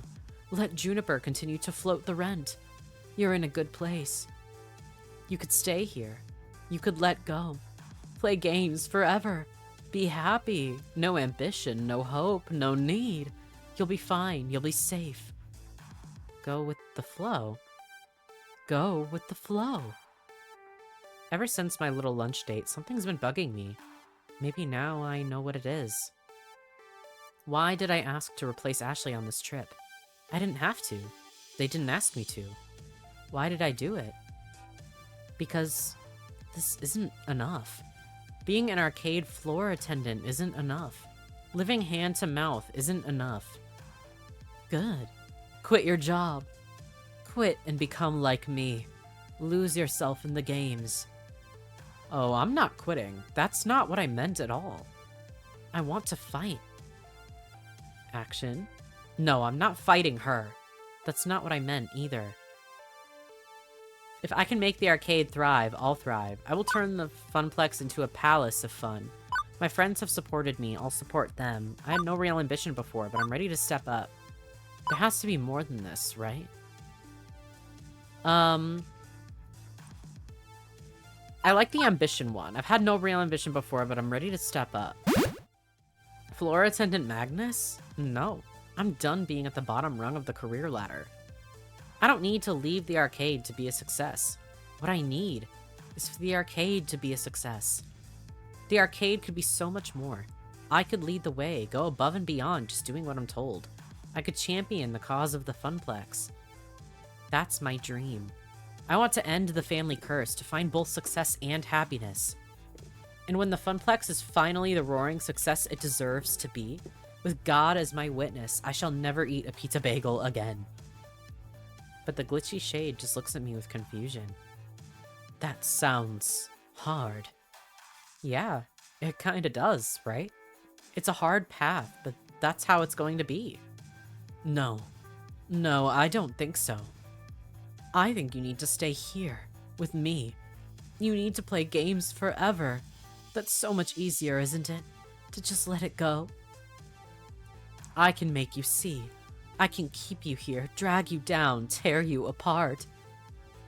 I eye my health bar nervously. It's still full, but that could change. I don't think Polybius is happy that I'm not giving in. I can't risk a fight with Donna. I need to get out of here, prioritize my survival. Or do I want to try and save Donna too? Defeat Polybius and rescue Donna. Let's try. This is risky as hell, but nobody deserves to be trapped inside a video game forever. Assuming I'm not just wildly hallucinating based on Hamza's spooky story taking root in my mind and none of this is actually real in the slightest. Donna, I'm not staying. And you don't have to either. Polybius is making you feel this way. It's taking advantage of you, levering your depression, or leveraging. I know, because I've been mired in depression too. And I know if I can beat it, so can you. Nobody wanted me. They hated the second album. They moved on. Why not play games forever? Why not lock the door behind me? Nobody cared. Nobody cares. Naomi cares and I care. Screw 'em, haters gonna hate. Are you tired of this game yet? Yeah, we care. Right now, there's a young woman with a phone filled with her music, waiting out there. She's going to play your whole catalog for me once I'm out of here. She cares. And I care. Maybe the jerks back in your day lost interest, but nostalgia's a heck of a thing. You could mount a comeback tour. A tour? I always loved performing. The rest of the business, I hated it all. I hated the label, the industry, the backstabbing, the drugs, everything. But the concerts, I loved the smiles. Hell yeah, but it's all over, isn't it? I died. I'm not even Donna's spirit. All that's left is this simulation of me, running through the subroutines of Polybius. Error. Magnus, thank you. Thank you for trying to save me. But there's nothing left to save. I'm not real. You seem real enough to me. Error. No escape. Purpose. Code. Execute. You need to go before Polybius completes its data collection of you and disposes of the original, like it did to me. I'll hold it back, and your BFF will do the rest. My what? Digital BFF to the rescue! Yay, Iris! I finally figured out how to break you out of this, but, my apologies in advance. Hang on. Do I smell something burning? No escape. No escape. Erase Donna. Replace with new player. Erase. She's fading, but smiling all the same. It's okay. I'm ready. Go out there and fight for your dreams, Magnus. Don't give up, no matter what. I saved her as best I could.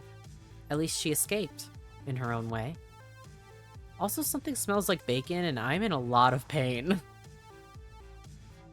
As my consciousness snaps back, my hand releases the joystick immediately. Also, my pants are on fire.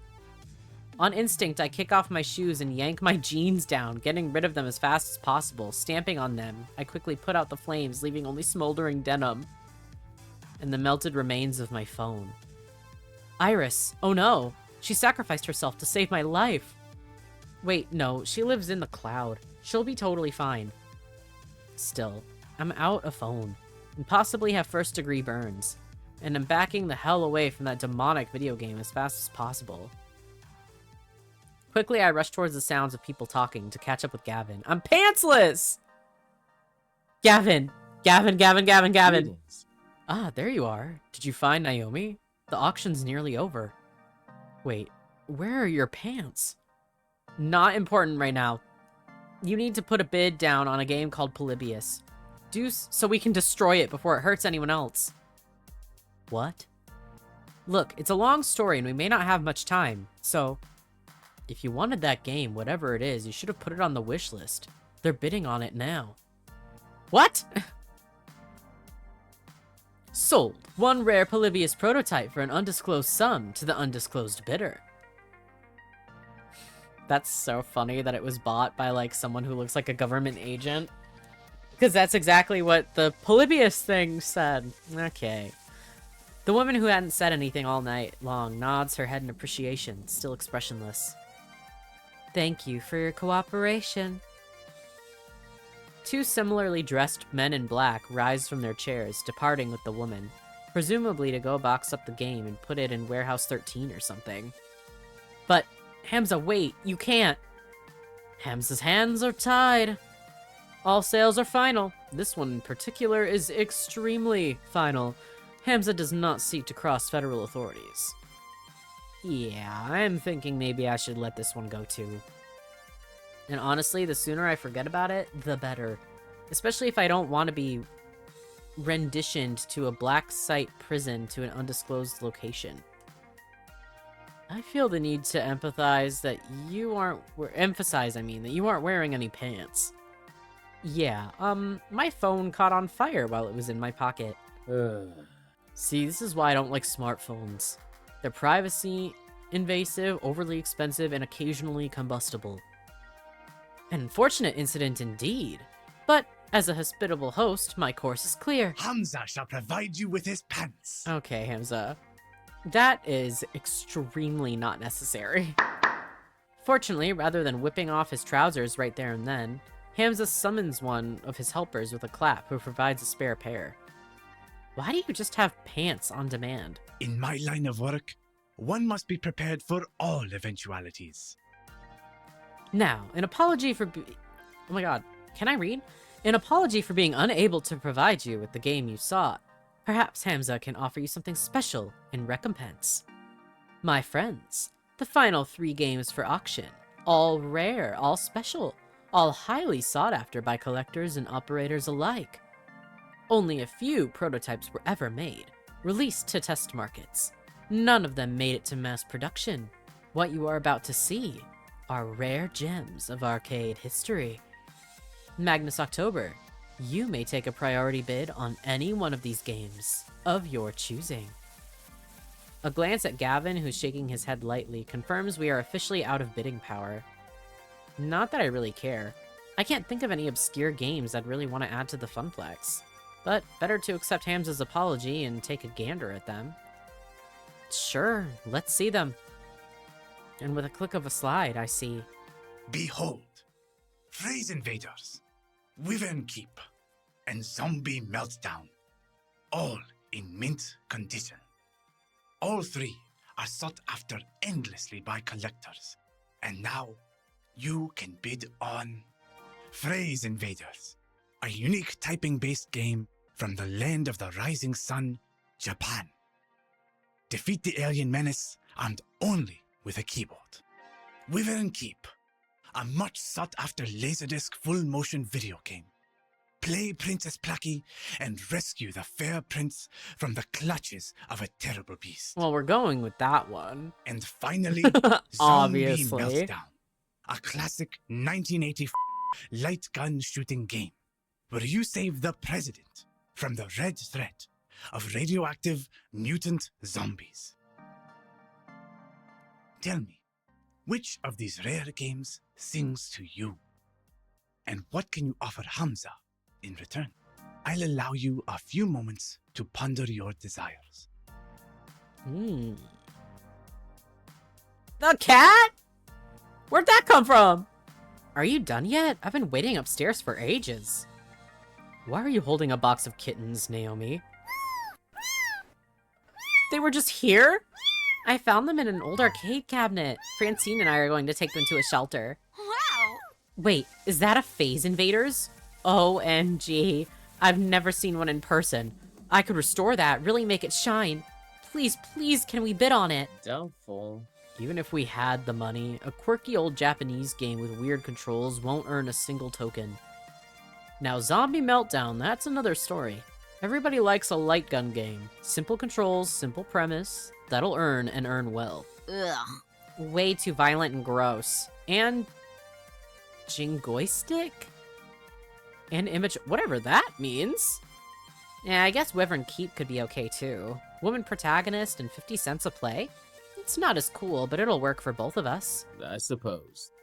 Well, that's the one I wanted anyway. Suppose we could live with that, yes. But it's all moot. We can't afford any of them. These are the sorts of games millionaires and private collectors scoop up. I suggest we get to work moving our purchases out to the van. Magnus, do you concur? Earth to Magnus, you in there? Hello?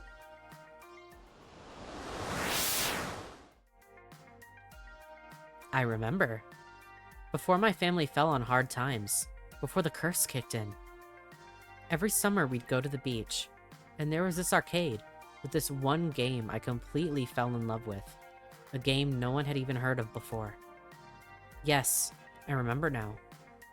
Hamza, I've come to bargain. Such fire! Oh yeah, I see fire in your eyes, Magnusoctober. Most impressive. Speak your desires for all to hear. The game I remember so fondly was...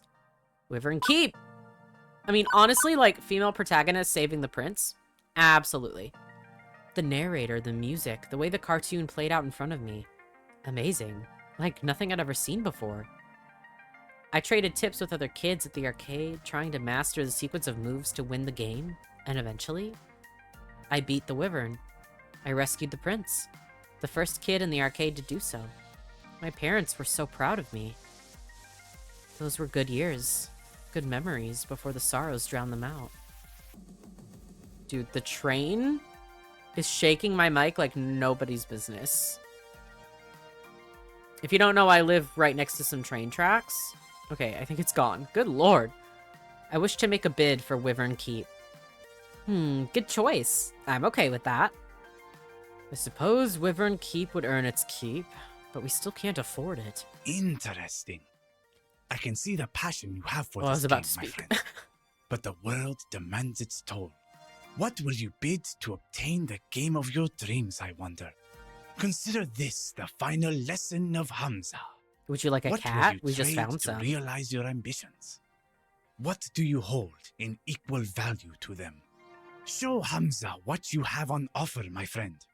Show him the value you hold within your spirit, and perhaps fortune will smile upon you this day rather than cursing your name. Alternative bids. I remember Gavin mentioning that Hamza would accept things other than money, if they tickled his fancy. I have one shot at this. I can't half-ass it. He's an emotional guy and expects an emotional response. Hey, listen. Magnus, I'm over here now. Why is my phone calling out to you exactly? And that doesn't sound like my Iris. Now? Seriously? Hamza, hold that thought. Gavin, can I borrow your phone for a second? Perhaps too confused to offer resistance, Gavin passes me his phone. I turn my back and begin a heated exchange of whispers. Thanks for saving me by burning my pants, but this is not a good time, Iris. It's important. My emotional tension detection. That's a tongue twister. Routines indicate that this is an intense identity situation. My programmers wanted to fit in and are, but you know the rest. Since you need to be super convincing, you'll only be able to respond in a way that matches one of your top 2 identity traits. Oh, excluding basically. Oh, okay, I see. So, like, bigger events depend on, like, what my responses have been so far. Okay, I can get behind that. I like that. Fortunately, I've been tracking your personality all this time, so I can advise you as to what responses will and won't work. Ready? Let's do it. Well, that certainly was a whole lot of words to tell me what I already knew, that I'd only be able to convince Hamza if I was true to myself. Let's do this. So I can't offer a joke, I can't offer an opportunity. I offer you revenge, or I offer you my dream. I'm intrigued what the revenge could possibly be, but I like the dream. I offer you my dream. Interesting. Continue. For years, I've been struggling with a feeling that nothing will ever go right for me. That I need to content myself with whatever comes my way and endure it all. But before things went sour, this game was my beacon. I loved this game with all my heart. And beyond nostalgia, it represents so much more. It represents my shot at getting that light back in my life, at taking it and making it into so much more. I want to recapture that magic and build something greater upon it. That's my dream. Will you help me realize that dream, Hamza? So I see. Such fire! Very well, Magnusoctober. Hamza recognizes the fire within your spirit, and he rewards you with this boon. You may have your game. Prize unlocked! Use the magic sword. Okay. Cool. Ah, Magnus, that was so sweet of you. I'm just happy we're walking out the door with a free game. I win. I won the game. Done. I did it. We actually own a copy of Wyvern Keep. Every kid dreams of owning their favorite arcade game, and every kid thinks that dream will never come to pass. Owning an arcade game? Only the ultra-rich can do that. But I did it. It belongs to me and the Funplex. And this is just the beginning. But for now, better to focus on the present. With the auction wrapping up, the Funplex team works to move our purchases out to the van and attach the trailer. Fortunately, the rain stopped, making the labor a wee bit easier. Soon enough, we're back in the van and on the road to home.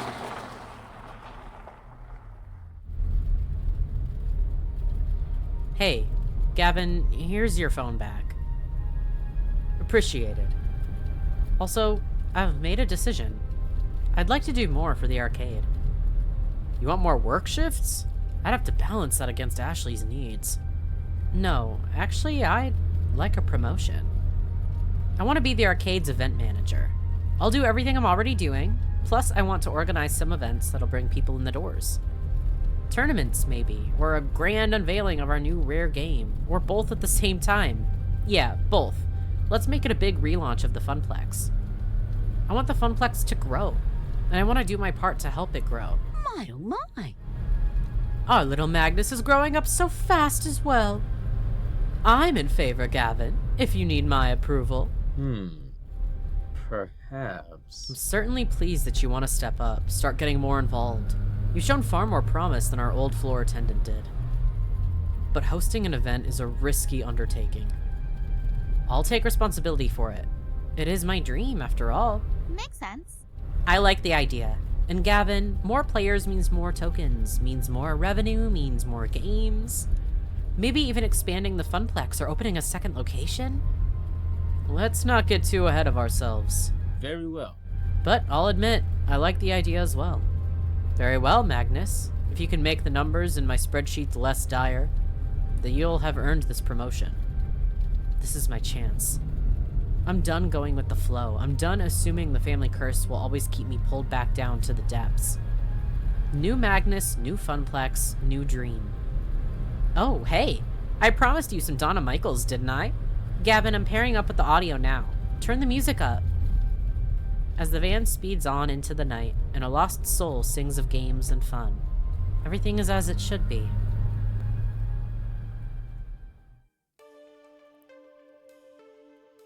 Juniper was waiting for me when I got home.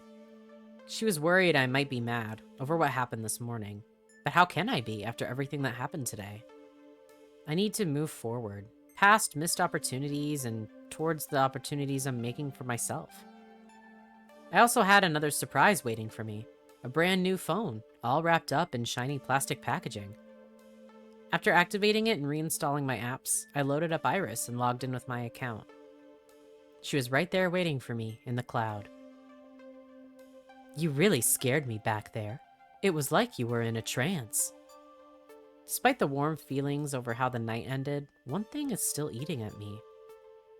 Iris, what was Polybius exactly? It was actual, factual technology that simulated being alive. Like you. True. I am a very sophisticated and adorable simulation, am I not? I get the feeling that there are things you aren't telling me. You're constantly invading my privacy. You're far more powerful than a free app should be. And apparently you can overload my phone battery and make it explode, which is worrying to say the least. Ooh. But I did it for your own good, to save you. Juniper also thought she was acting for my own good when she didn't tell me about that job. Even if she was right, it's still wrong, and I've accepted her apology. So where does that leave you and I? I'd like us to be more honest with each other. The voice in my phone lets out a digital sigh. I haven't told you everything. You're right.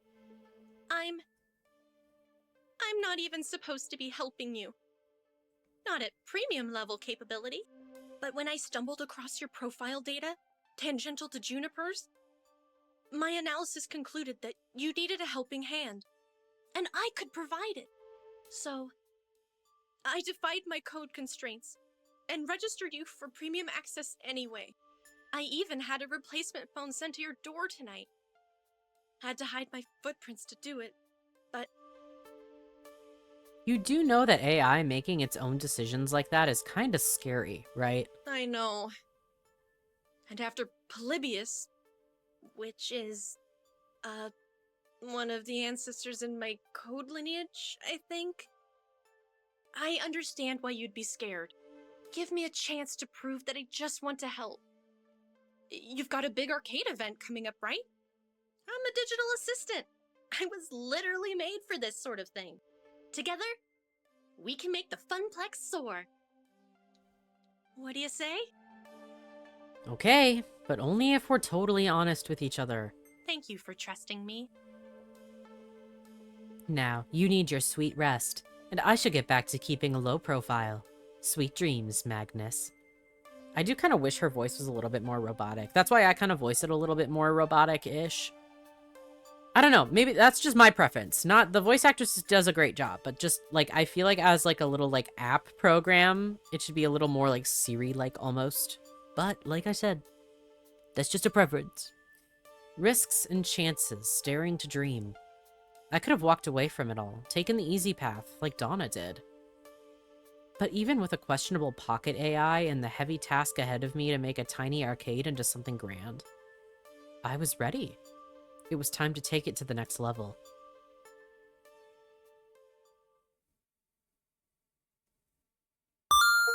Yeah, you've cleared level 2 of Arcade Spirits. A winner. A winner is you. Okay, let's see your score. Gavin seems to have taken a shine to you. Oh, I know. Teo's pretty up there, though, too. You're proving to be a gentle, sweet, and compassionate soul. Nice. Okay. I'm, like, fairly balanced, but definitely, you know, more with the heart, which I forgot what that stands for. Also, you've scored 8,350 points. Everybody likes points. Oh, I forgot it was Iris saying this. I was just reading it. Today's pizza fact is, of the 31,386 pizza places in the States, roughly 83% offer delivery, 91% offer takeout, and 51% offer dine-in service. Do you want to save your game before proceeding to level 3? Yes, please. Let's try and see, because that was honestly a lot longer than I thought it was going to be. But let's see what the third chapter is like. I would like to keep it even and like keep chapters, you know, like stop at chapters and not in the middle of them. Take it to the max. But I mean, we'll see how my energy levels are. I feel like maybe I could do another if it's like a little shorter than the last one. It is the future year 20-something, and today is the day. Well, not the actual big day when we reveal Wyvern Keep, but a big day in relation to that big day. And I'm completely stressed out. My mission, should I choose to accept, and I kinda already chose to accept, is to spread the word about the upcoming Funplex event. The one that I'm in charge of. The one that I've put a ton of effort and hope into already. The one where, if nobody shows up, it spells doom for all. Hey, no pressure, right? I mean, if I fail, I'll only be the laughingstock of the entire Funplex. They'll call me the Funplex failure for the rest of my days. I'll be shamed, forced to wear a giant red F on my chest. Snap out of it, Magnus. Let's focus on what's right here, right now. Specifically, a giant conglomerate horde of people that keep bumping into me and smell like corn chips. And there is nowhere to run. I might be in a little over my head here.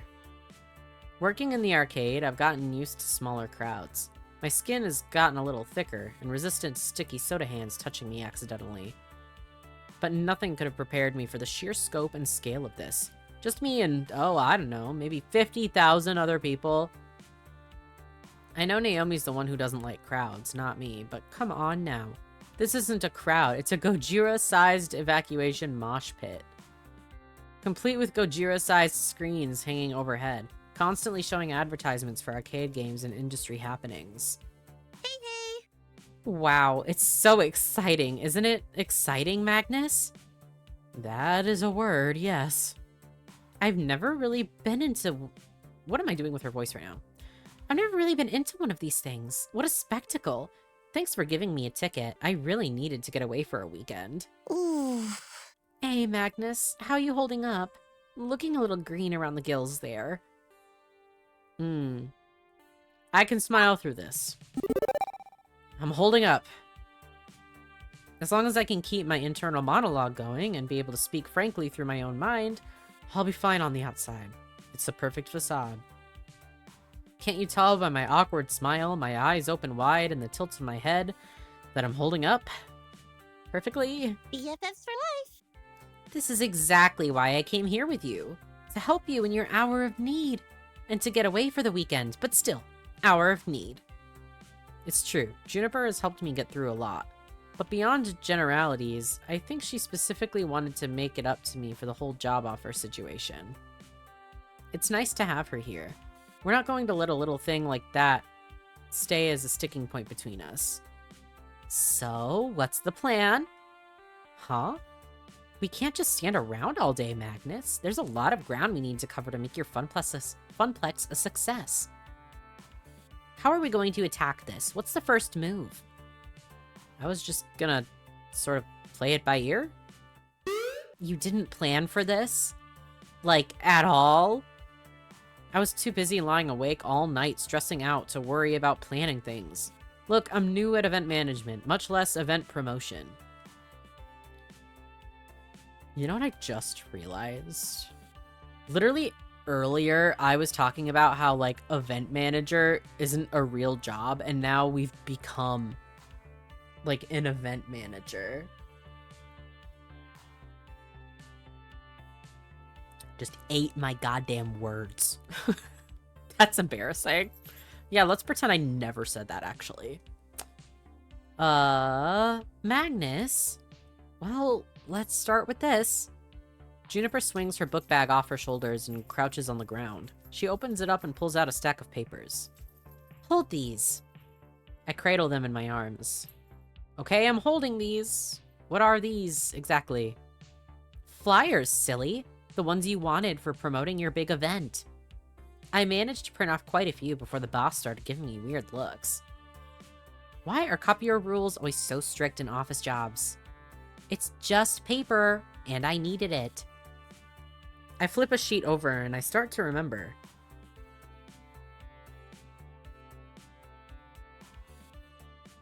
It was about 2 weeks ago.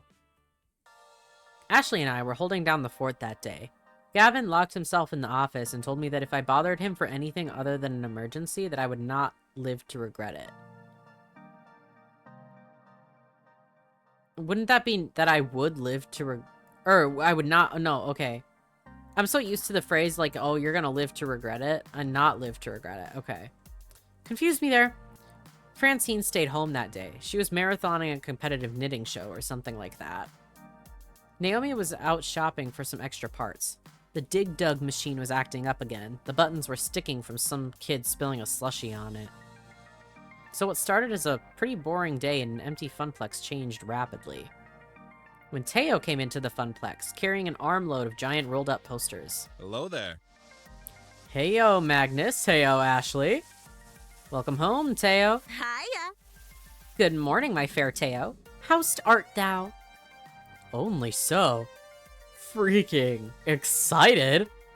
I might explode into 1,000 bits. Please don't. That'd be an awful mess to clean up.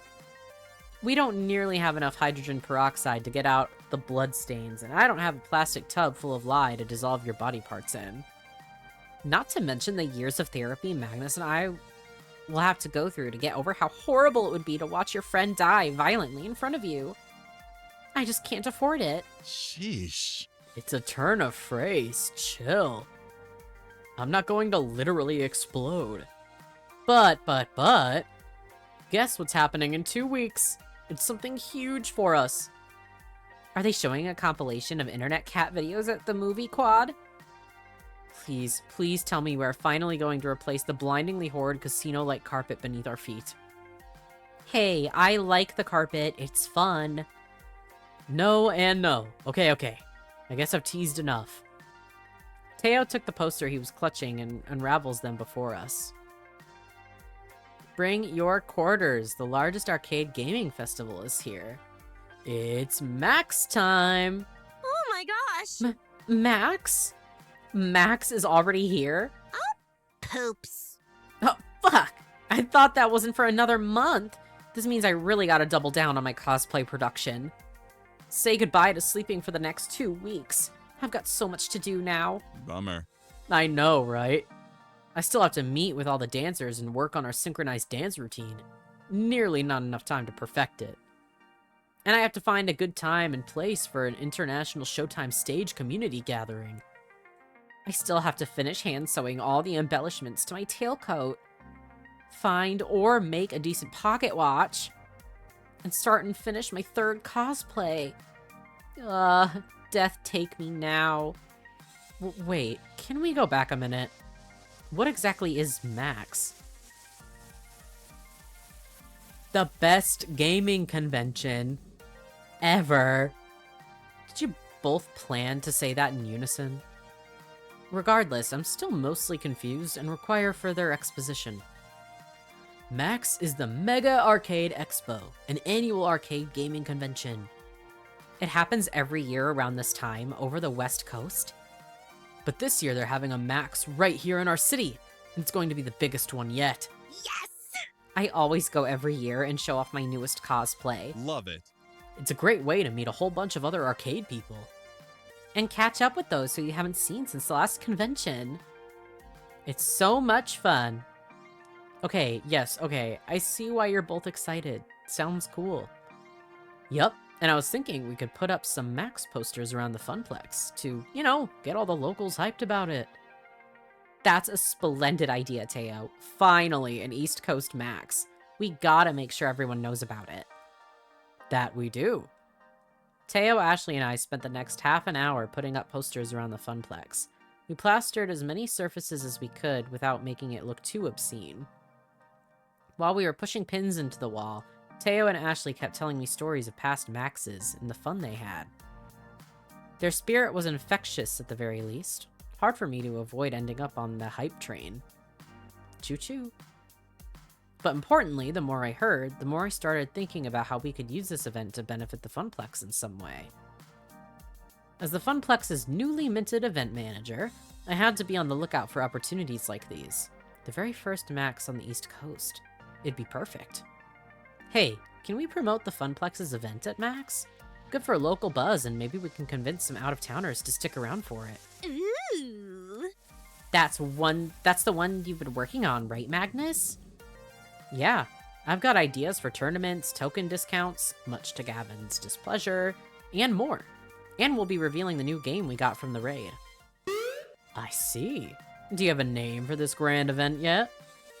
Yeah, Magnus, what's it called? I've been thinking long and hard on coming up with the perfect name. But I think I figured it out. Are you ready? Am I? The suspense is killing us. The Funplex event will be called... Oh! I get to actually name it?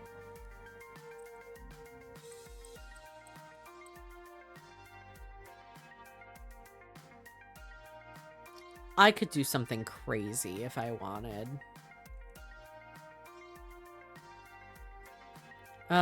It did give me the default of Funplex Rising. Let's just call it Funplex Funfest. You know what I mean? I was thinking of calling it Funplex Funfest. How's that sound, I wonder? That works. We shall call it Funplex Funfest. What do you think? Eh? Oh, I do so love it. Amazing! It's perfect. Really? You named it Funplex Funfest? There are worse things you could have called it. It is kind of catchy, though. Nice work, friend. Huh, thanks, you two. So, how do I get tickets to Max? How can we advertise there? And, how much would all of that cost? I'm still living off pizza bagels, you know.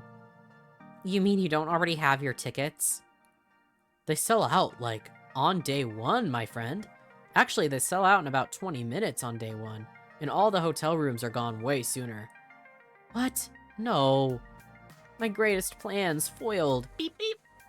Magnus, while you were all talking, I located all the scalpers who were selling tickets online at exorbitant prices. Then I hacked into their IP addresses, found less than tasteful information on a couple of them, which would make their lives very difficult if it got out into the open. After contacting them, I promised I wouldn't leak such sensitive materials into the internet in exchange for selling us the tickets at their original prices. Hooray! And they gladly obliged. Such nice humans. I transferred the funds from your account to theirs and secured the tickets. You should be getting an email from Max for 2 Max tickets in approximately 3, 2, 1. Done. Oh, and I suggest you invite Juniper to come along as your second. According to Juniper's Iris, she's very stressed from her job and could use a mini vacation. Okay, but Iris, that's kinda known as blackmail. What you just did is technically very, very illegal. Don't worry, Magnus. I erased all possible leads back to you. You'll be fine. And it's all in the name of helping the Funplex, isn't it? Just like you wanted me to do. Well, Iris has been dedicating herself to this event. I couldn't be doing it without her, even if we need to have another talk about human ethics.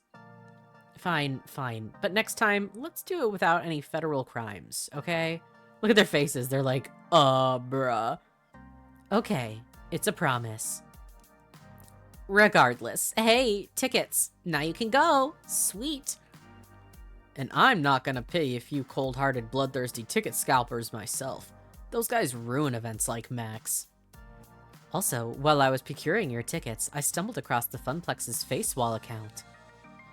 It hasn't been updated in exactly 13 weeks, 2 days, 14 hours, and 54 seconds.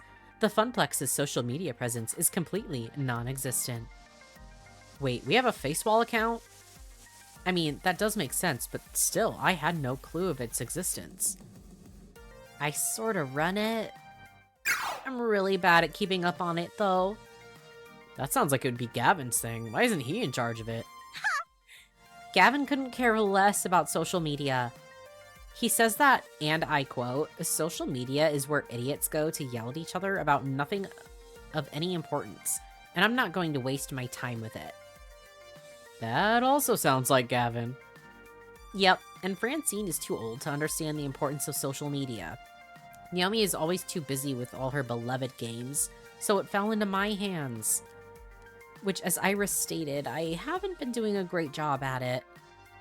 Well, we should take advantage of it for this. We can use the Facewall account to spread the word of Funplex Funfest.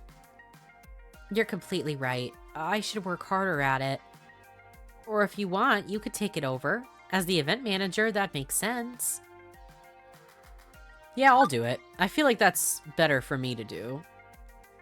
I really should take on this responsibility. I can only benefit the Funplex, and Ashley's right. Getting the word out is part of the fun, is part of being an event manager. I was like, part of the fun? No. I hate making posts, if I'm being real. Like, to market my book and stuff, dude, posting on TikTok is probably the scariest thing in existence. And making TikTok videos is it's just so scary. Oh my god. Shivering thinking about it. Right, I got this. Ashley, can you email me the login info? Yep and yep. Ashley pulls out her phone and fiddles with it for a minute. Login, get. Congratulations, you are the new owner of our social media accounts. Huzzah, the power is all mine. Mine. Ashley, are you sure you want to give Magnus this much power? If the fact that he threw his head back and cackled isn't sign enough, I don't know what else is. I'm not worried one bit. Excellent. Magnus, I can help the Funplex keep up with the Facewall too. I can program timed posts and use effective keywords to get the most out of each post. SEO is one of many, many talents. That'd be helpful, actually. Just, don't break any laws. Sounds good. Understood. Do I have permission to access your contacts on your Facewall? Sure. And there. I've sent out notifications to everyone on your friends list and your friends' friends list about Funplex Funfest. That was fast. No joke. One more thing. Your site should have about 75% more images. Did you know that 90% of people prefer looking at pictures online rather than reading? Sometimes I just don't understand you sentient beings. Your Iris does make a good point. We should totally come up with a poster for our event. We can hand them out at Max, too. And of course, put them up around the arcade. Okay. The arcade isn't too hectic today. Ashley, if you can watch the floor, I can go design us a sweet flyer to pass out to the con-goers. It is time to deploy my mad artist skills. Ooh, Sounds like a plan. Let's make this the best Max ever. One we will never forget. The timing of that is crazy. I spent the rest of the afternoon working hard on having the perfect design for our poster. Well, a design for our poster, at any rate. Damn, I want to see it. Which brings me back around to the stack of papers currently in my arms, which do not, in fact, resemble the poster I designed. Whoa. Fist of Discomfort Tournament. High score contests. All day, all games. Mystery rare game review. Oh, I took the liberty of tuning your poster just a bit. And changing the font selection and picking out new clip art and rearranging everything and using a poppier color scheme. But I liked my original design. Magnus, you used Comic Sans and Papyrus. Comic Sans is cool, right? It looks like a comic book. Gamer nerds love comic books, don't they? And Papyrus was in that movie with the blue cat people, aliens everybody loved. Take it from a wannabe virtual designer. Comic Sans is a one-way ticket to the uncool zone, but these new flyers are gonna pull people in from the four corners of the globe. Well, yeah, I mean, I guess these are kind of not bad. Pretty good, actually. Okay, they're superior by every conceivable metric. I didn't know you were an artist, Juniper. Well, I mean... Not really. I'm just good at pretending to be one. But I couldn't, like, make art for a living, right? I couldn't. Anyway, if that stack isn't enough, I also emailed you a copy of the original file. Take it to a copy shop or something. They can run off more. Publishing document, get. So, back to the point at hand, getting the information to the masses. Maybe if we just start yelling, "Hey, you guys!" Several people turn around and look at us confusedly. Juniper! What? What? Yelling is probably not the best way to get our word out. And I'm actually still waiting for Ashley and Teo to show up. They promised that they would help me, so I think I'll just hang out until they arrive. As you like. Seems my work here is done. Juniper pulls out her phone and checks it. You Funplex folks fling some flyers. As for me, there's a really cool panel I wanted to attend. How to get your foot in the door of the arcade art industry. I mean, not that I'm seriously thinking about it. Just, you know, it's interesting and stuff. Later! Oh, it's starting in 10 minutes. I'll catch up with you at home. Good luck, Magnus. Juniper waves as she trots off. I lose sight of her instantly as she ducks into the crowd. Growing up, I always knew that arcades were amazingly popular, but the reality of it all really didn't stick until being here at Max. Thousands of people all coming together for their love of games. It's actually pretty darn inspiring. I muster enough courage to wade my way through several hundred people in the main convention hall. Eventually, I find a safe space, a humble bench near the water fountains.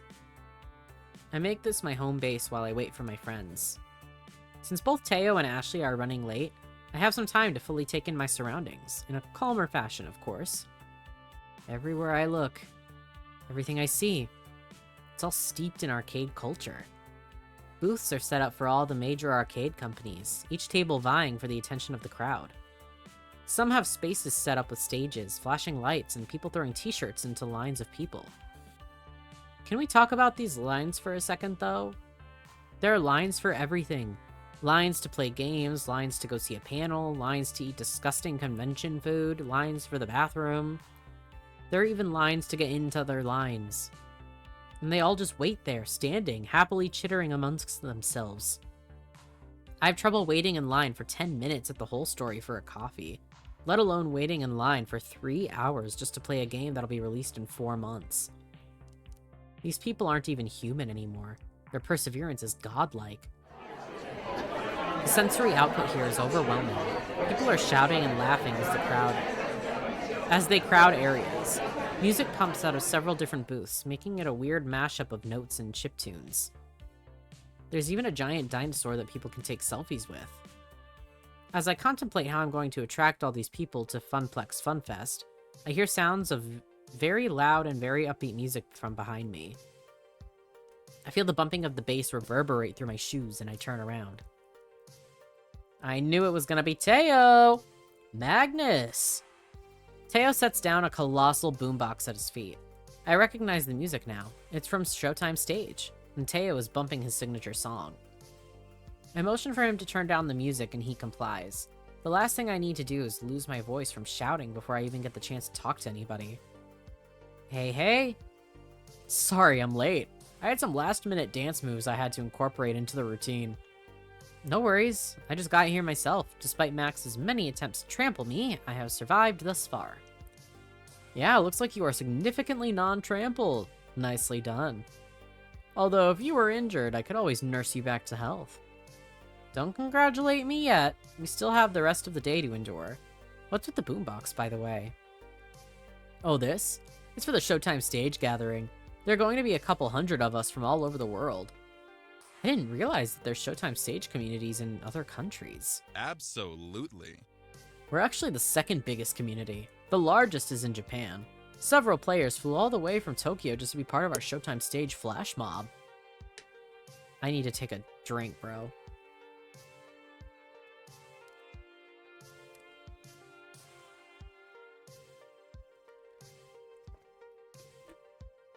Talking this much. The cap.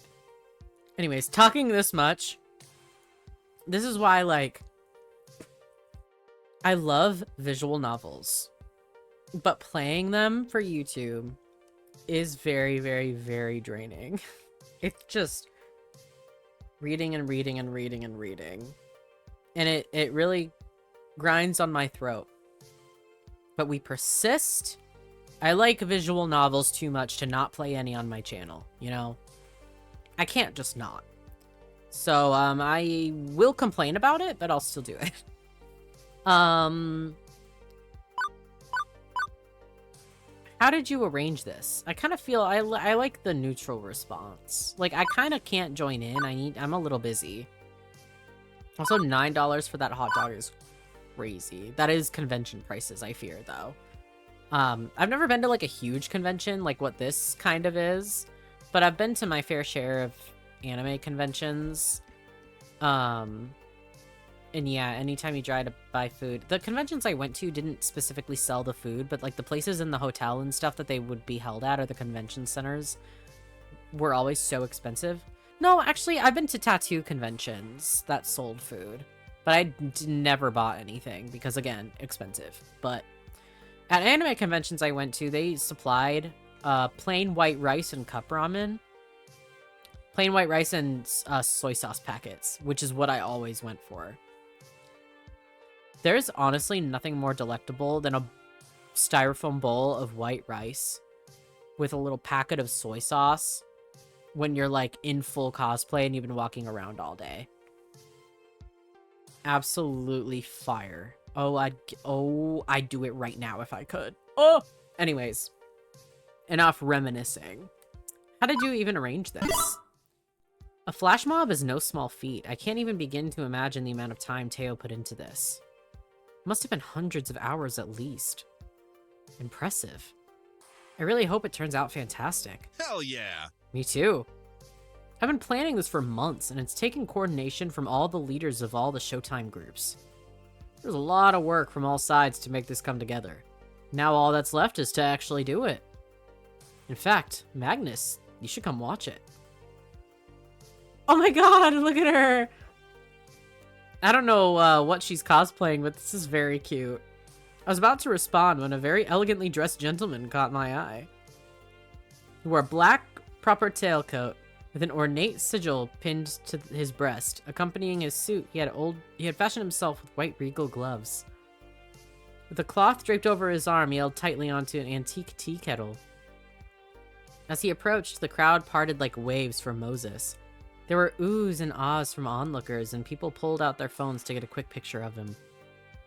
And the rest of the crowd was taken aback at how immaculate this butler was. Absolute perfection. I felt like I had time warped back into the 1800s and about to have tea with royalty. I'm reading this all wrong. I'm rushing. I'm so sorry. He stepped up to me and Teo and gave us a slight bow. Normally this would be ridiculously out of place, but not at an arcade convention. He's a character from a hot fighting game called Melee Maidens. It's all about ninja maids and battle butlers duking it out for the right to serve a fancy party or something.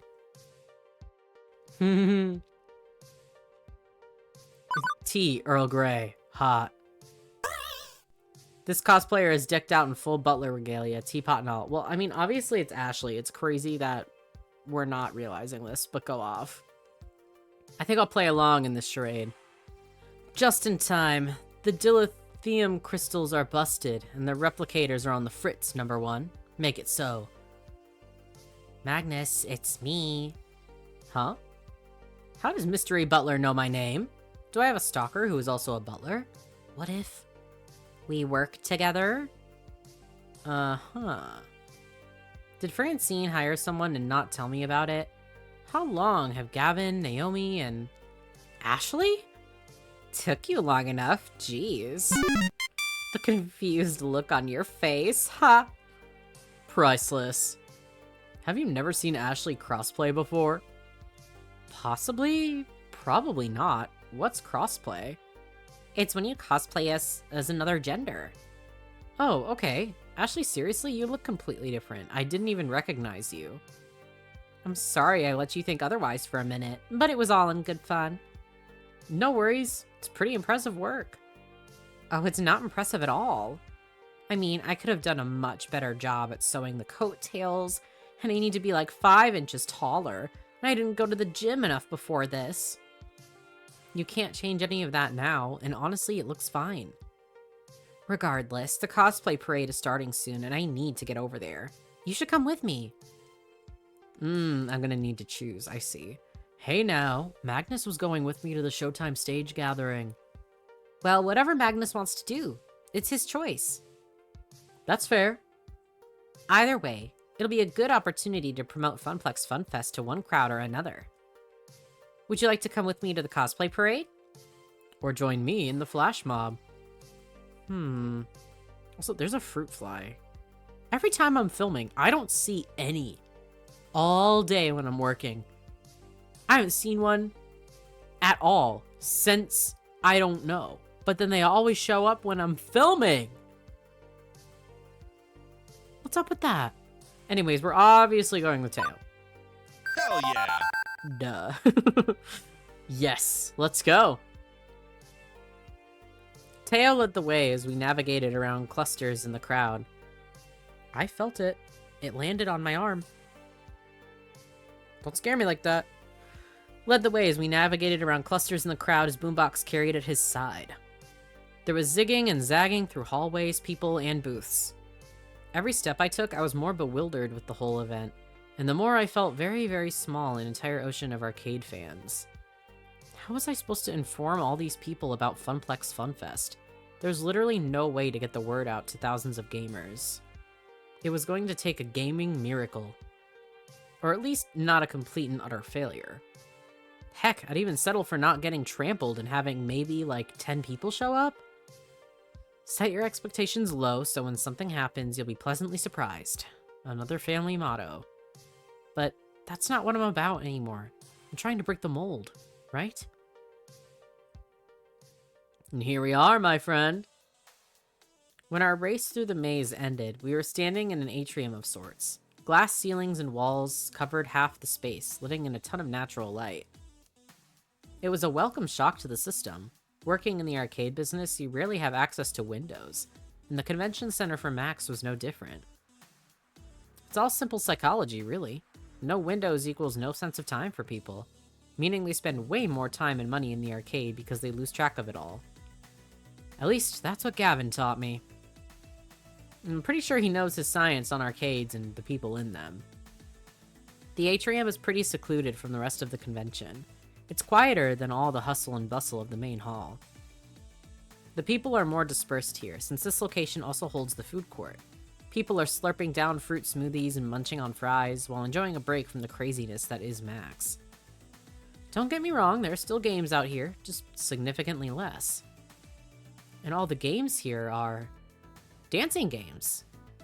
There are a few stages set up around the space, and people are dancing to their heart's content, I see classics like Dance Dance Revolution. Yes. Oh my god. I talked about it last video. That was after my birthday, right? Yeah, it was. That's always my goal. Pretty much every year for the last, I don't know how long, on my birthday. I'll do other stuff too, but I've got to play Dance Dance Revolution. We gotta go to Dave & Buster's. That's the only place that has it. So yeah, this would be fire.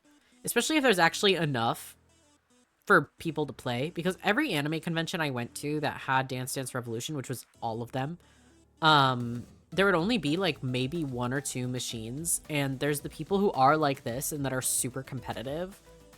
And they hog the machines for like hours. And they get so mad at you if you want to play. You'll wait and wait and wait, and then they'll finally let you have a turn, and they'll sit there and wait for you to be done.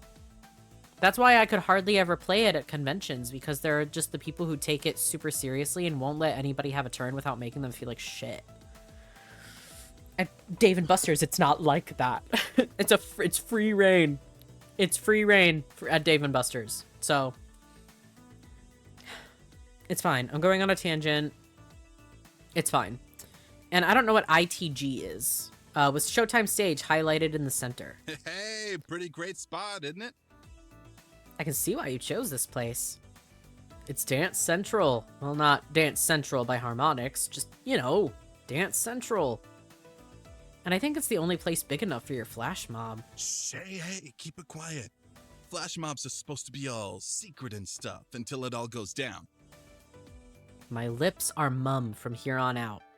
Sealed, I mean. Good. I can't have you ruining the surprise. But in all seriousness, I really appreciate you being here. It means a lot to me. Why is he so down bad? Gavin didn't reject me, but Teo is so much more outwardly flirty. And I'm like, hey, Gavin, I could use some of that, please. Cheering me on and just being your amazing self. Thank you. I'm honored to call you my friend. Aw, Teo, of course. You're a dear and special friend to me. Speaking of being friends, you want to help me get the word out about Funplex Funfest? I was hoping you'd volunteer. For you? I got you. But it'll have to wait until after the flash mob. We should be starting any minute now. I'm waiting for my leads to show up. While I stand next to Teo, I note several familiar faces from the Funplex. It looks like most of the Showtime Stage regulars showed up to support Teo. Most of them are chatting amongst themselves. Some are playing the various dancing games, while others are waiting for Teo's signal. Speaking of the Dancing King himself, Teo looks like a sheepdog that's lost his herd. He's watching the crowds frantically for his friends, and he's mumbling to himself under his breath. He normally has such a calm and collected air about him. This is completely unlike him. Teo? What's up? Well, You know, just worrying about everything collapsing from underneath me. This whole thing doesn't work unless I have all the group leaders. And right now, it's just me and my sister. Sister?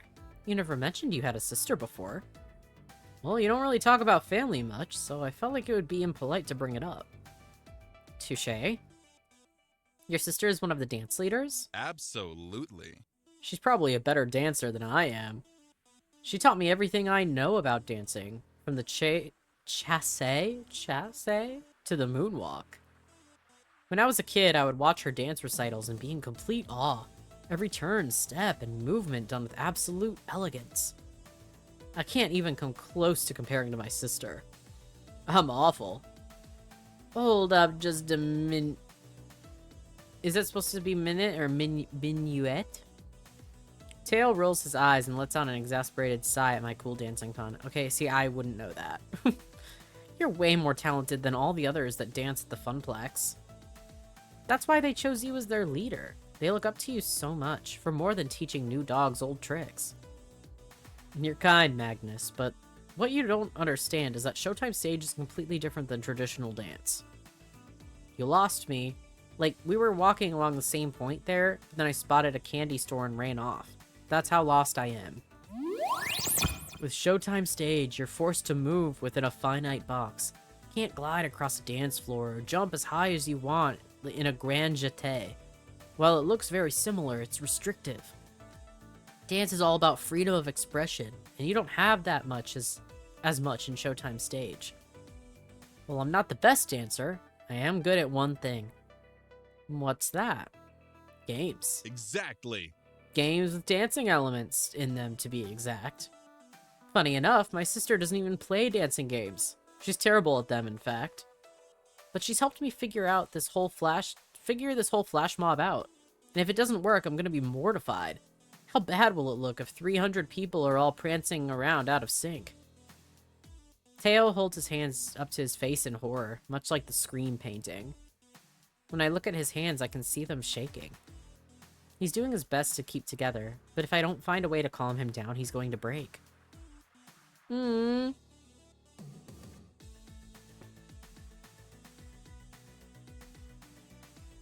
This won't... Like, we're still early enough in the game that I can flirt around, right?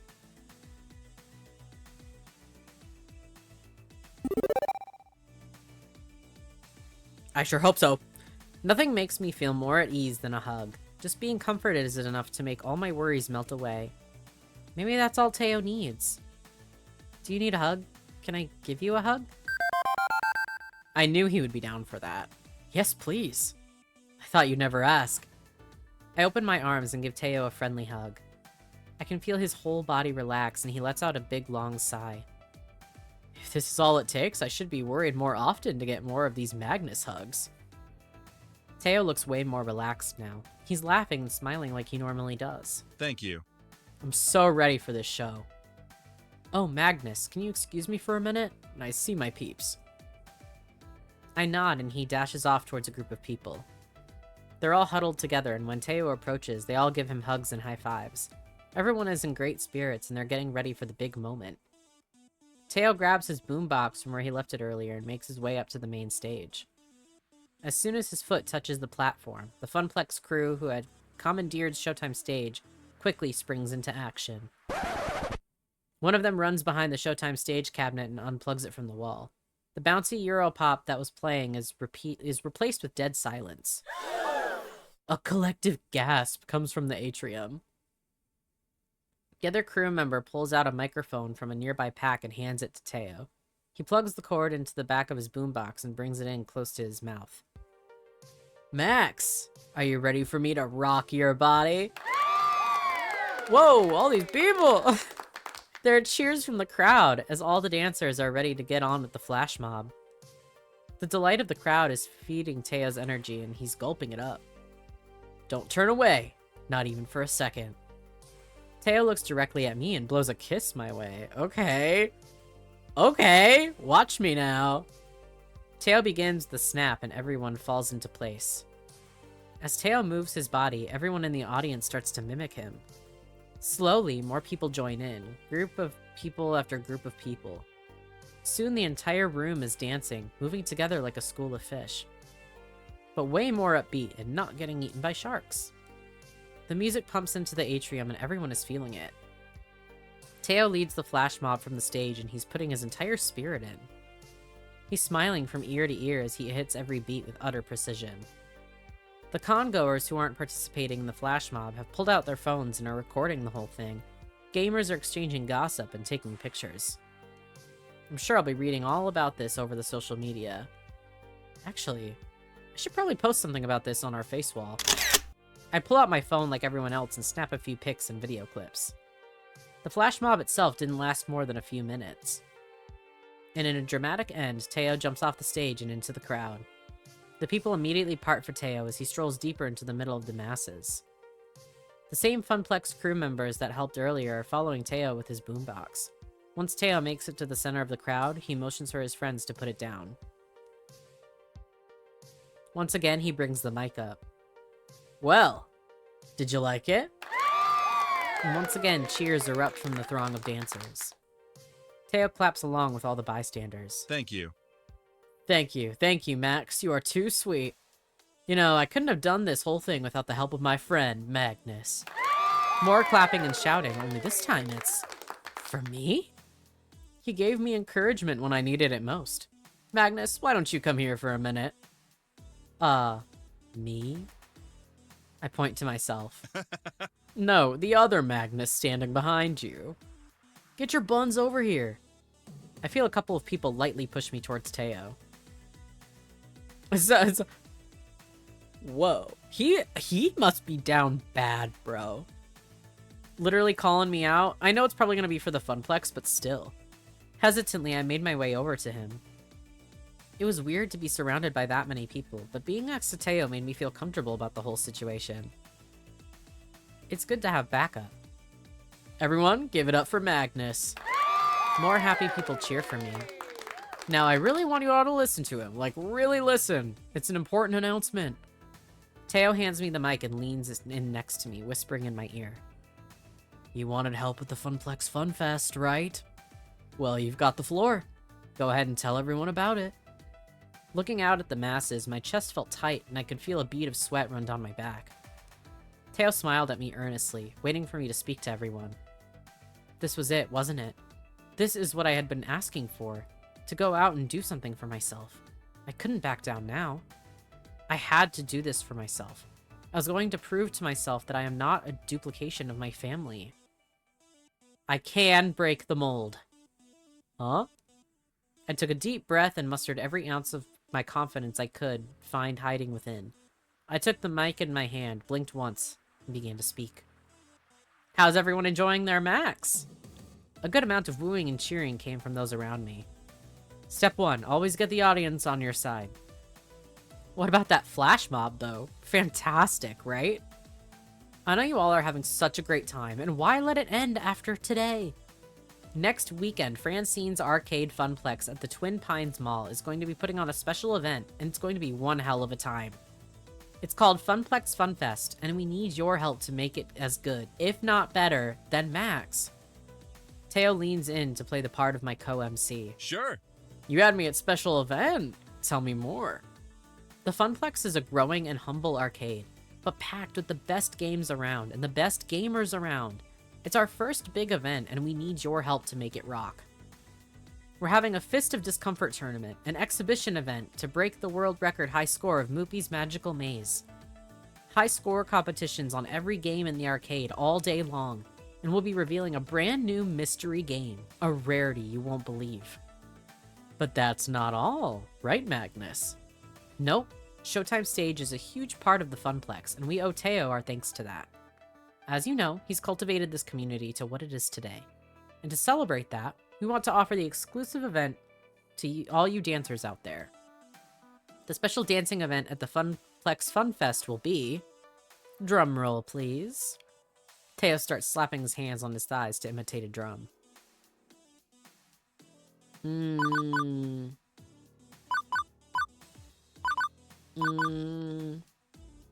A tournament isn't that special. Free play is like... Let's not do that. The goal is to not only do popularity, but like money also. So I'd say a live DJ is probably the best option. The dancing game community is passionate about its music. Everyone knows that DJ Showtime made some of the hottest fan remixes of the soundtrack. With the help of Iris, we convinced her to come to the event to DJ the whole thing. Oh, okay. Without blackmail, hopefully. Mental note, follow up with Iris on that. How's that for great ambiance? What do you say? To the greatest dance music producer of our time, DJ Showtime, coming to mix music live for Funplex Funfest. Another roar from everyone in the atrium. It's so loud that I swear the windows shook. Fantastic! Everything you said just sounds amazing. I know I'll be there. Wonderful, and I hope to see all of your faces out there next weekend. I point to as many people around me as I can. There were several more shouts, and then naturally the crowd started to disperse. As Teo and I were cleaning up after the flash mob, my phone in my pocket started going off.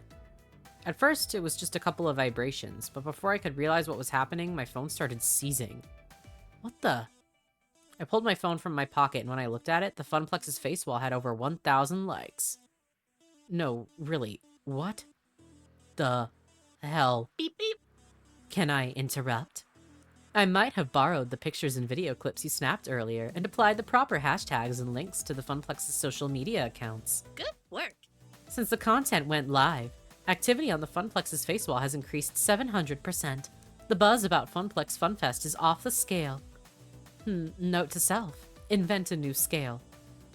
I quickly scanned my own face wall, and even people I knew who weren't arcaders were talking up a storm about it. I also heard people around me discussing it. I can't wait till next weekend. That Funplex Funfest thing sounds like a blast. I am totally going to that Funplex place. What's this mystery game they mentioned? Otaku Rando. It was great to hear all the buzz around the atrium, and Iris really helped with the social media aspect. I can't believe it was that easy. Sometimes that's all it takes. That was great fun, but I'm totally exhausted. Me too. But you didn't dance. Hey, I faced my fears in front of several hundred people. If that's not exhausting, then I don't know what is. Plus, I'm hungry. You could always go over to one of the food vendors and pay $12 for overly salted French fries. Well, there goes my appetite. You know, Gavin and Naomi are running a pop-up arcade for the Funplex, along with some other local arcades in Hall B. Could always pop by there for a breather with some friends. How about I meet you there later? I need to debrief with the other leaders first. Sounds good. Be seeing you. I wave bye to Teo as I make my way toward Exhibit Hall B, on the lookout for Gavin's serious face or Naomi's kind one. I didn't even know they were going to be here. What the hell? Let's see, Exhibit Hall B. It very much resembles Exhibit Hall A, where I started my day. Industry types, dealers, swag, crowds. But there's definitely more actual arcade games here, as local places have set up pop-up arcades all over the place. It's hard to notice the smaller displays with the giant garish Deco's Palace display eating up the center, but I managed to crawl my way around the edges to find... Oh wow, lots of people here. Well now, pretty much everybody else in the crew, save for Francine. Teo and Ashley are still off hanging out with their respective communities. I've got some time, maybe I can bend someone's ear. Meanwhile, let's see, what's everybody doing right now? You already know. You already know. Gavin's poking his way through various arcade industry news feeds. More closures of local arcades, more buyouts by Deco. Dire news, as usual. Gavin, I'm here to take you away from this dreariness for a life of adventure. Come on, at least be a little excited. Pardon. Distracted. One moment. Right. You have my attention, Magnus. Enjoying Max? Don't worry about us. Naomi and I can handle promoting the Funplex itself, while you're out promoting Funplex Funfest. And while I'm sure we're all working very hard, I seriously need a break, and I'm guessing you do too. Want to talk? I suppose it'd be nice to distract myself. We rarely get a free moment for any sort of team building, do we? Very well. I can allocate you a few minutes of my time. So, tell me about yourself, for starters. I mean, we work together and you like pinball, I guess? I barely know anything about you beyond that. I suppose we have been remiss in exchanging such pleasantries, especially as we've been getting to know each other better. Very well. Where would you like to start precisely? At the start? I mean, why the arcade exactly? Because it's a losing prospect. Don't misunderstand me. I'd love for it not to be a losing prospect, and honestly, I'm pleased you're stepping up to help with that. I suppose, well, you know I like to bring order to chaos. Just like pinball. It requires a degree of finesse, alongside a degree of luck. Two factors my family simply does not understand. Oh, we don't have to get into family stuff if you don't want to. No. It'd go a long ways to explaining how I came to be where I am. It's fine.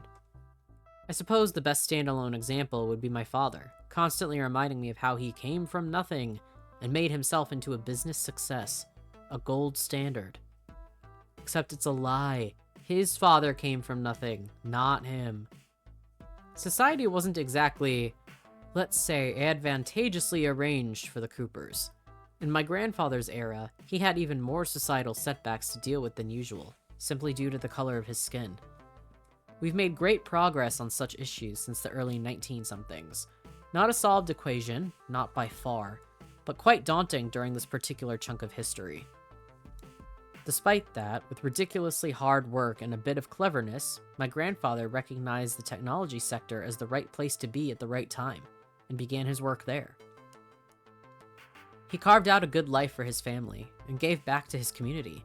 His children would have the best schooling, the best home life, all the resources and comforts one needs to get a head start in life. Which unfortunately led to our family also becoming the absolute definition of class privilege. Bit of a double-edged sword. My grandfather worked himself to death to give my father a makeshift golden parachute, but my father trivializes that, to make himself look like a self-made man. He gives my grandfather no credit for any of it. My brothers and sisters, also supposedly self-made men and women, despite taking daddy's seed money to buy their own businesses, each and every one.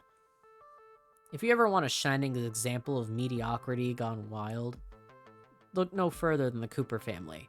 You could shatter a diamond with the power of our hubris. He pauses, biting his lips slightly. Apologies. Going off on a rant, aren't I?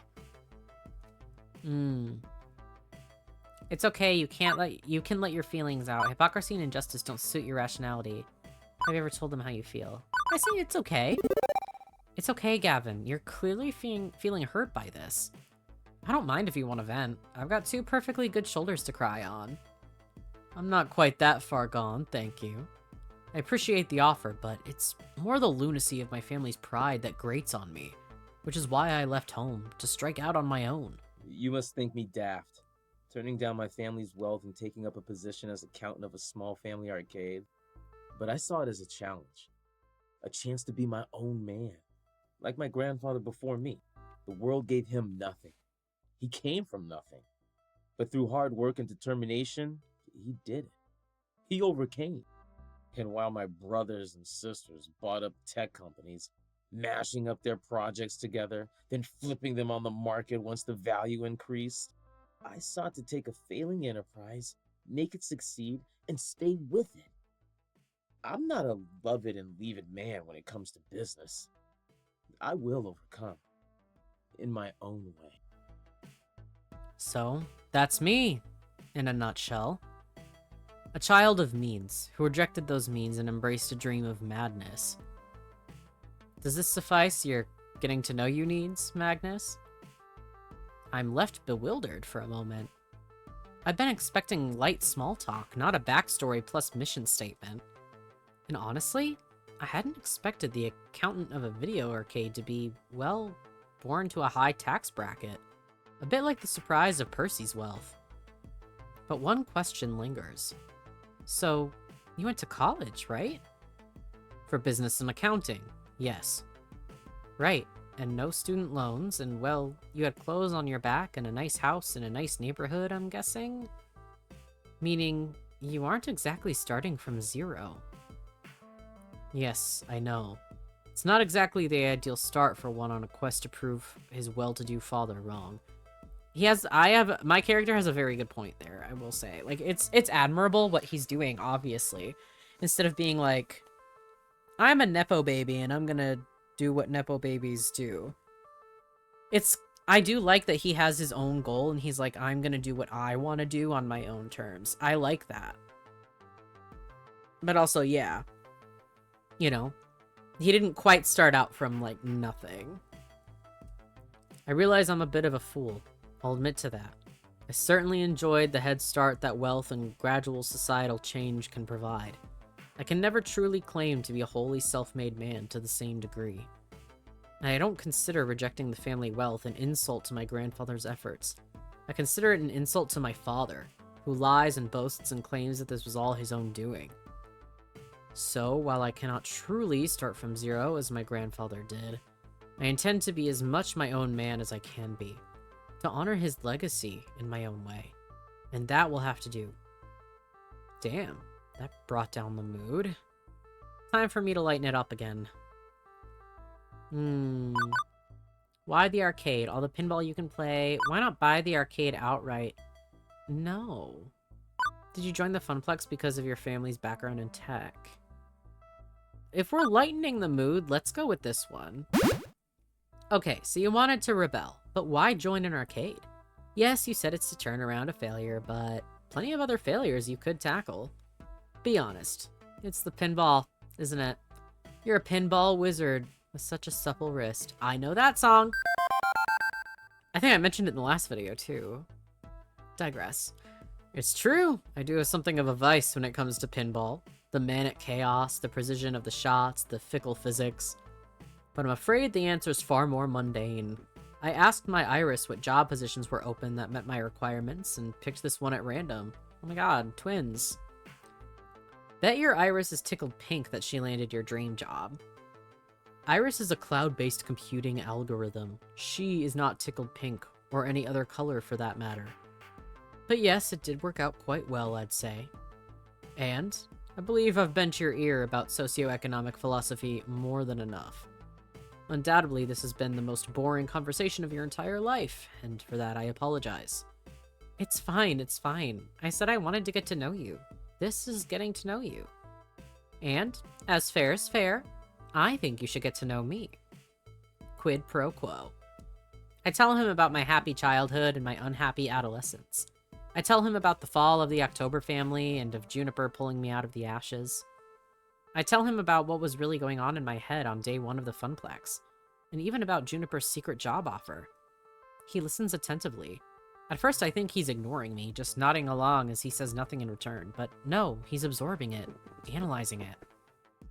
And now you're fighting. Fighting for your dream, fighting for the Funplex, just like me. That about sums it up, yes. Very well. Consider your dream under my protective umbrella. I'll fight for your dream as well with all my heart. Hell yeah. I know I haven't been the best at protecting Naomi's dream. I know I make mistakes, but I'm trying to improve, to be a better person. I trust that if I ever accidentally step on your dream, you will let me know, with honesty and clarity. Do not hold back. Don't be afraid to hurt my feelings. Wouldn't dream of it. Then we have an accord. Now then, I know it's a fun-flavored weekend of recreational activity, but we're both here to work, first and foremost, yes? I suppose I'd best get back to that, but I won't forget what we've discussed. Thanks, Gavin. Gavin gets back to his work and I get back to mine. All for the glory of the Funplex and our dreams. Yes. That was a very sweet bit of dialogue, though, where he's like, it's under my umbrella, I'll help your dream with all my heart. Aw. Cute. My current status, sitting. And enjoying it. It took a few minutes of searching and stalking, but eventually I found an open seat in the pop-up arcade. While the sit is satisfying, the rest of everything else is miserable. My feet are sore from walking all over, and I don't remember the last time I ate. I feel dehydrated and have a slight headache from all the noise. And there are still 4 more hours of max left. Oh, if Gavin saw me in my current state, leaning back, arms at my side, completely exhausted, I can picture it clearly. He'd be looming over me with his dark, unfettered eyes. He would lean in close and frown. Grumbling, he'd say, "Magnus, may I remind you, these seats are for patrons only." I audibly sighed just thinking about it.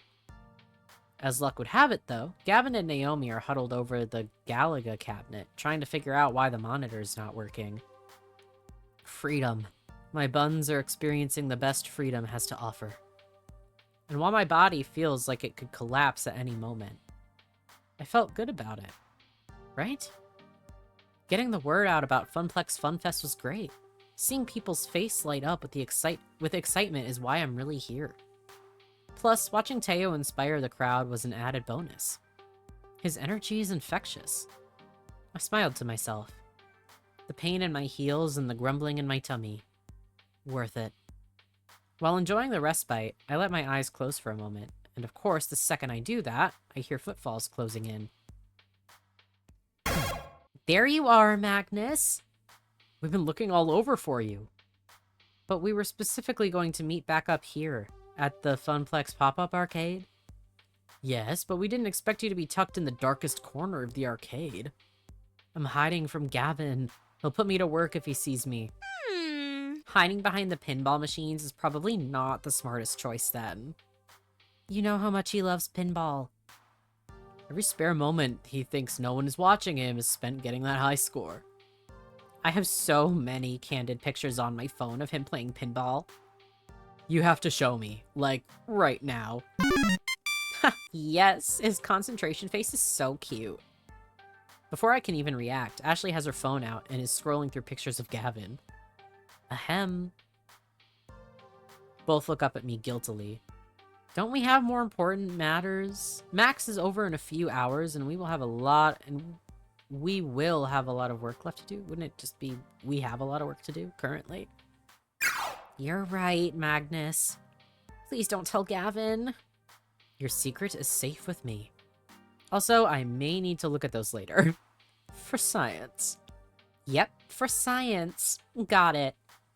Right, so, business time. I think I got something. Go on.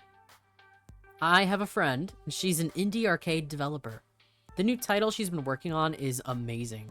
It's got co-op, it's got competition, it's got magical schoolgirls. Oh, fuck yeah. Oh, I'm in. Now you're talking. It's got it all.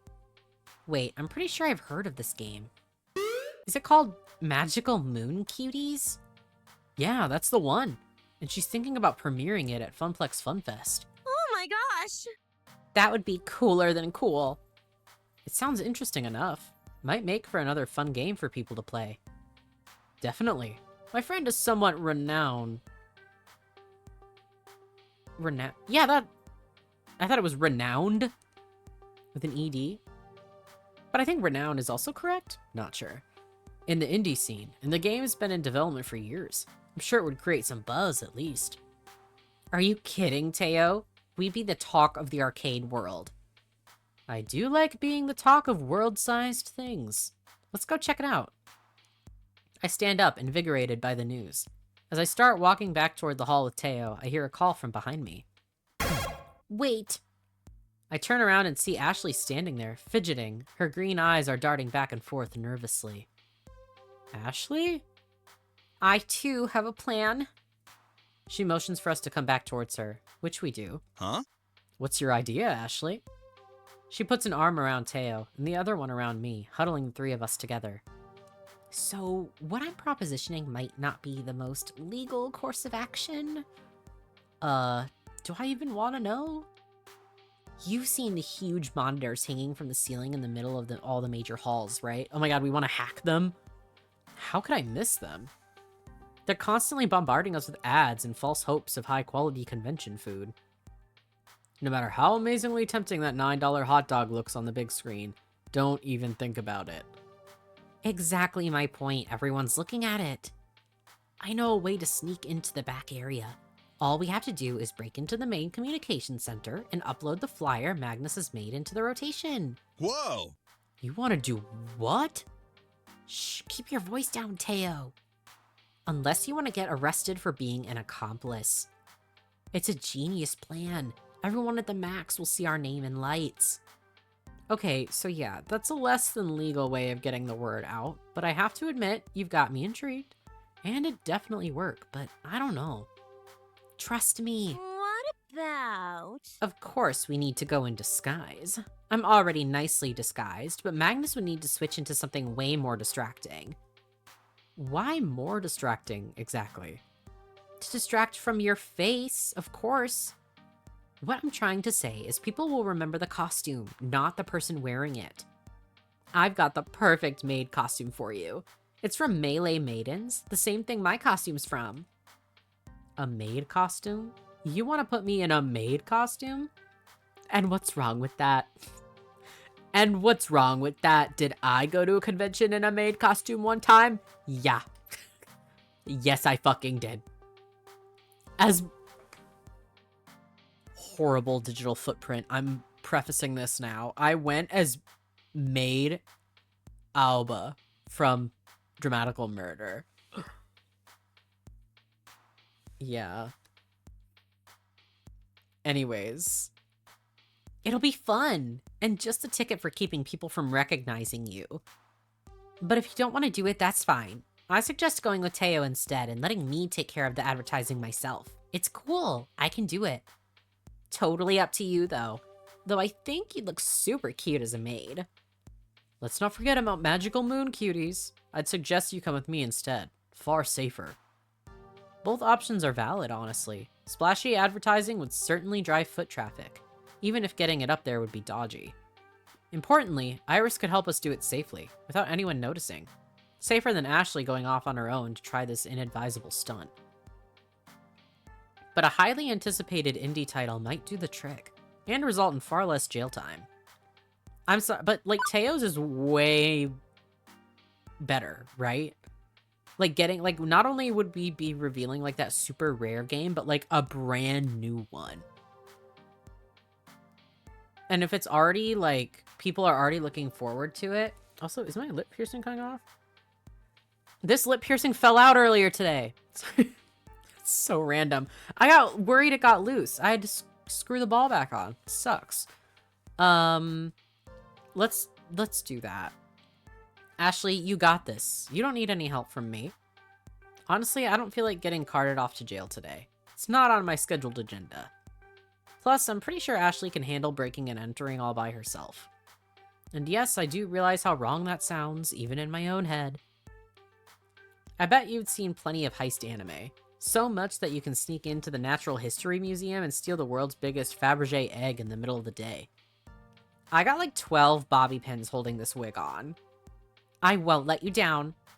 I know you won't. And please, try to be careful. Ashley smiles wildly before prancing off into a crowd of arcade folk.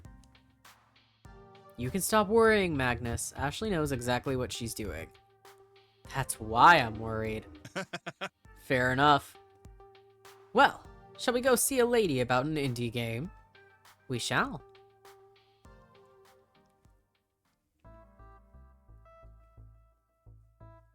As we left the pop-up and traveled deep into the halls of Max, people kept stopping us to say hello to Teo.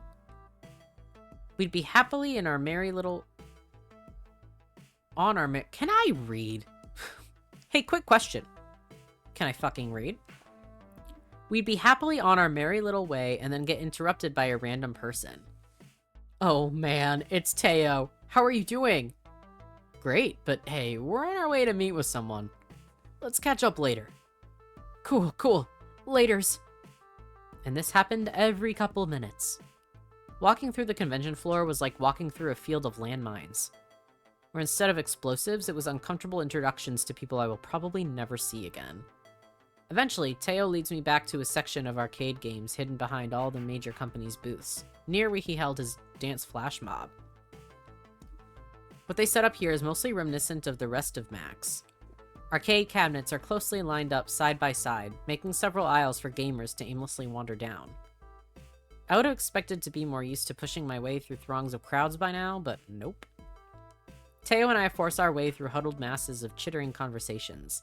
As I look around at all the different arcade games that surround us, I notice something's off. There are exactly 0 titles that I actually recognize. No Dig Dug, Gauntlet, nor Street Fighter. Not even a hint of a pinball game. I was starting to get concerned. Teo, where in Max are we? This is the Indie Mega Arcade. Well, originally they called it Indie Mega Arcade Expo, but then Max sued them. The what? That didn't explain anything to me. What are all these weird games? I understand nothing. If you'll hush those okay. If you'll hush those alluring lips of yours for a second, I'd be more than happy to explain. Oh, Teo, I believe the best way to hush my lips is with yours. Oh my god. Which is exactly what I wish I was brave enough to say. But instead, the sloppy words that fell from my mouth were, okay, I'm hushing now. Totally and completely hushed. Oh my god. Thanks, love. Okay. Is he gonna... Its dialogue is so much like down bad and flirty. Is he gonna beat out Gavin? We'll see. We'll see, okay? Now, where was I? Ah, yes, the Indie Mega Arcade is a huge area of Max that showcases all the new and upcoming indie arcade games. Indie developers get a chance to show off their stuff, get useful feedback, and maybe get a few people interested in their game along the way. That's the dream of the indie dev, to make a game that people enjoy playing. I really don't know much about the indie arcade scene, admittedly. Working at the Funplex offers me a crash course in arcade culture. Every day I'm learning about completely new aspects. It does make perfect sense to have an indie game scene. I just never realized that it existed. It's pretty amazing, actually. A community of people who share ideas and a passion. Can't afford mass production runs of games, but they've got a lot of heart, you know? They can't crank out a box for every arcade on Earth, but indie developers are free to make whatever type of game they want. No pressure from a big name company either. Complete and utter creative freedom. Really, anyone can make a game if you put your mind to it. In fact, I bet even you, Magnus, could make an arcade game. I like the fact that, because obviously this isn't like an indie game. You know, indie developers. I like the whole nod to be like, even you can make a game. Because you're not wrong. I just don't have that, skill. What say you? My game would be spectacular. Actually, low-key. Can I say something? May I say one thing? I actually had an idea for a horror visual novel, like, years ago, and I think I still have a note of it in my phone. The only problem is I don't do visual art either, so I would probably need to get someone to draw all the art and do the backgrounds and stuff, but obviously I could do the writing. I don't do coding or anything either. So literally anything but the writing, I wouldn't be able to fucking do. So that's why I haven't done it. But I had this idea for an indie horror game, visual novel specifically, where it was going to be called My Treat, and it would be like you're going out on a date with your girlfriend, and everything is very normal, but it slowly gets more and more weird, and the only things that are really changing are things you can see in the background. And the idea was that, like, I didn't fully come up with, like, what all the endings would be, and, like, you know, it was just an idea, but I was thinking maybe she was, like, it was gonna be, like, a cannibalism thing, because you're, like, out at a restaurant, like, on a date with her, and then eventually you'd, like, look down at your plate, and it would be, like, a head or something, you know, like, something crazy. That was the idea I had, so a little horror visual novel, but, yeah. Anyways, just thought I'd say that. I've always been the idea guy. Ever since I was a kid, I've been dreaming up game ideas. Like the zombie-themed fighter, or a train-driving racer. I've got tons of them, just waiting to be turned into a fully fledged game. I used to draw out intricate arcade game levels on paper, too. Being surrounded by hardworking individuals at the Funplex only enriched that fantasy. I mean, I can't code or draw, but I can always dream up new ideas. That's exactly me, bro. I totally get you. It's literally me. This is my character. That's funny. Teo, you don't even know. I've got so many ideas swimming in my head for a game. Oh yeah? What would you make first? I would make romance, puzzle, roguelike procedurally generated open world twin stick platformer with loot boxes. Romance. I don't know exactly how a romance arcade game would work, but I'm all about creating new genres. That would fuck, dude. I was thinking some sort of game where you can date and romance people. Yes! Also, it takes place in an arcade. A game about arcade romance in an arcade. Yes! Really, the core of the game would take an in-depth look at all the different aspects of arcade communities and how they function and interact with other people. Yes?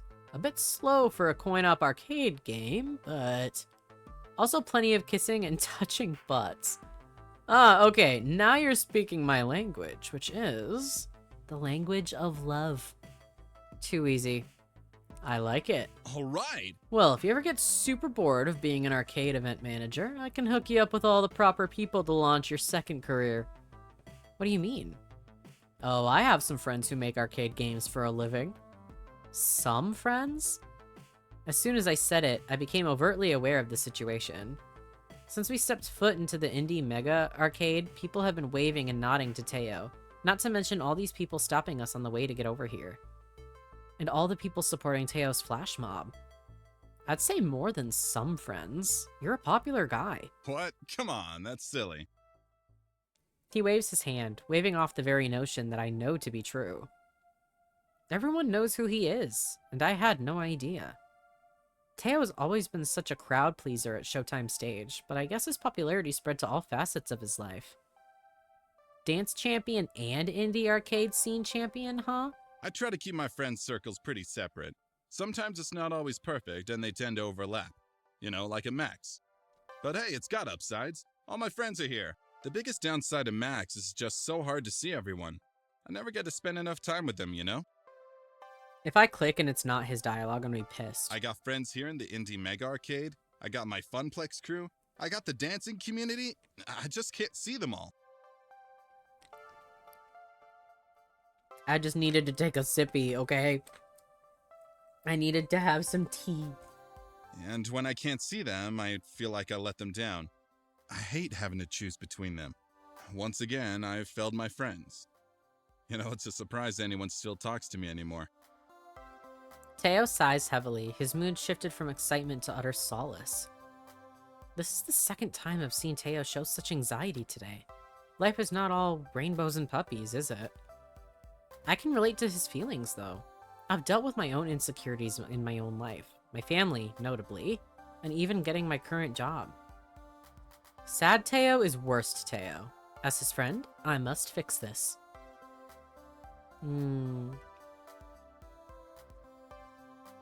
Can't please everyone is true, but I do like that you haven't let me down. Like, I'm a real-world example, you know? Teo has been working so hard for everyone else's sake. For my sake, too. He gives so much and asks for nothing in return. Without you, none of this would be possible. Huh? What do you mean? This morning, I thought the end was nigh. But once I met up with you and Ashley, a calm washed over me. Heck, I couldn't have spread the word about Funplex Funfest all by myself. You've been a real help in getting the word out. It was nothing, really. I lived to help my friends out. I've seen so many of your friends stop and say hello to you. Plus, they completely understood when you told them you were busy. Not one left without a smile on their face. They really care about you. You know what, Magnus? You're right. The more I hang out with Teo, the more I learn about him. It's always something new and something unexpected. And the more I want to get to know him. Let's bring this back around to why we're here. How did you get involved in the indie arcade scene anyway? Through Michelle, the indie developer I want you to meet. I met her a few years ago at a previous Max. I was hanging out with my crew near the dancing games, and she stopped by to play around. She was new to the scene, and I struck up a conversation with her. Much like when I met you. Ah, so there was plenty of flirting then. I cannot help myself when surrounded by such beautiful and wonderful people. But you, Magnus, are by far the most incredible person to waltz into my life. I am a puddle. I just melted to the Max show floor. Someone please call Life Alert. I've fallen and I can't get up. Must regain composure. And Michelle makes indie arcade games? She's only one of the coolest and most prolific arcade developers in the industry today. She's worked on several big-name indie games, and when she's not working, she's speaking all over the world about arcade development. Color me impressed. Sounds like Michelle is the sort of influential person who could really help with the Funplex Funfest. She really is. Why does she look like the FBI, the agent that got Polybius? Right? Come on. I'm what now, Mateo Alvarez? Oh, Michelle. Only the worst person I've ever met. As to be expected from somebody of your caliber. I don't know if they just, like, kind of reused the art, or if it, like, really is her. I'm not sure. Huh, touché. I was just looking for you, by the way. Well, I'm glad I found you then. What's on your mind? I wanted to introduce you to Magnus. Nice to meet you. The pleasure is mine. It took me a second, but Michelle totally looks like... Uh-oh. Yeah, you aren't perchance also a federal agent? This is it. I'm doomed. It was a setup. I'm about to be renditioned to a CIA black site. Who, me? Okay, twin. No way. Although my sister, well... I can neither confirm nor deny what she does for a living. I see. Okay, that makes sense. Gotcha. I'm gonna shut up now and focus on arcade stuffs. I think what Magnus is trying to say is that you seem to have a very confident and authoritative expression. That's all. Yep, that's exactly what I meant. I got it on the nose. Thanks, Teo. Sure, okay, let's go with that. Anyway, I spoke with Teo earlier in the day, and he told me you had a business proposition. Consider me all ears. Allow me to elaborate. Magnus here was recently appointed as the event manager for the Funplex. Congrats. That's the cute little mom-and-pop place where Teo gets his groove on, right? I would categorize it more like a grandma and grandpa kind of arcade. It's not the fanciest one out there, but it's got heart. I like an arcade with a good heart. Reminds me of my youth. The good old days, when you walk into your home, away from home, quarter up, and enjoy the company. But I digress. Getting too swept up in memories. Tell me more about the proposal. Magnus is putting on a special event at the Funplex called Funplex Funfest. It's a celebration of the arcade scene. Oh, I will. We're going to have high score competitions, esports stuff, mystery game reveals, the works. I'm going all out on it. And Teo, I take it you're doing a dance event as well? He is, but it'd be great if we could add one more thing to the list. Maybe the premiere of a new indie game? We're not doing a Legasp.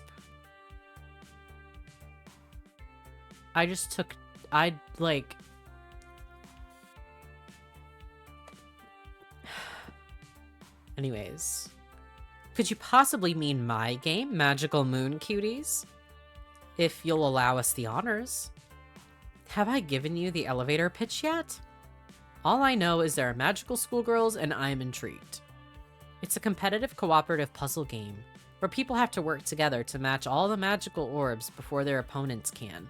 Think 3-player magical drop, but with combo attacks. Everyone plays as a different adorable magical schoolgirl, hence the cuties part. That sounds better than the last time I heard it. Right? I'm pretty excited to share Magical Moon Cuties to the world. I've mostly been doing some very selective demos for media outlets today, but so far the general public hasn't been allowed to play it. I'm looking for the perfect place and time to release it. Big publicity would mean I might land a manufacturing contract or a publisher, so I could do a wide release. Funplex Funfest might be a good choice for that, but I'm gonna need a little more convincing. What else you got? Okay, Magnus, don't blow this.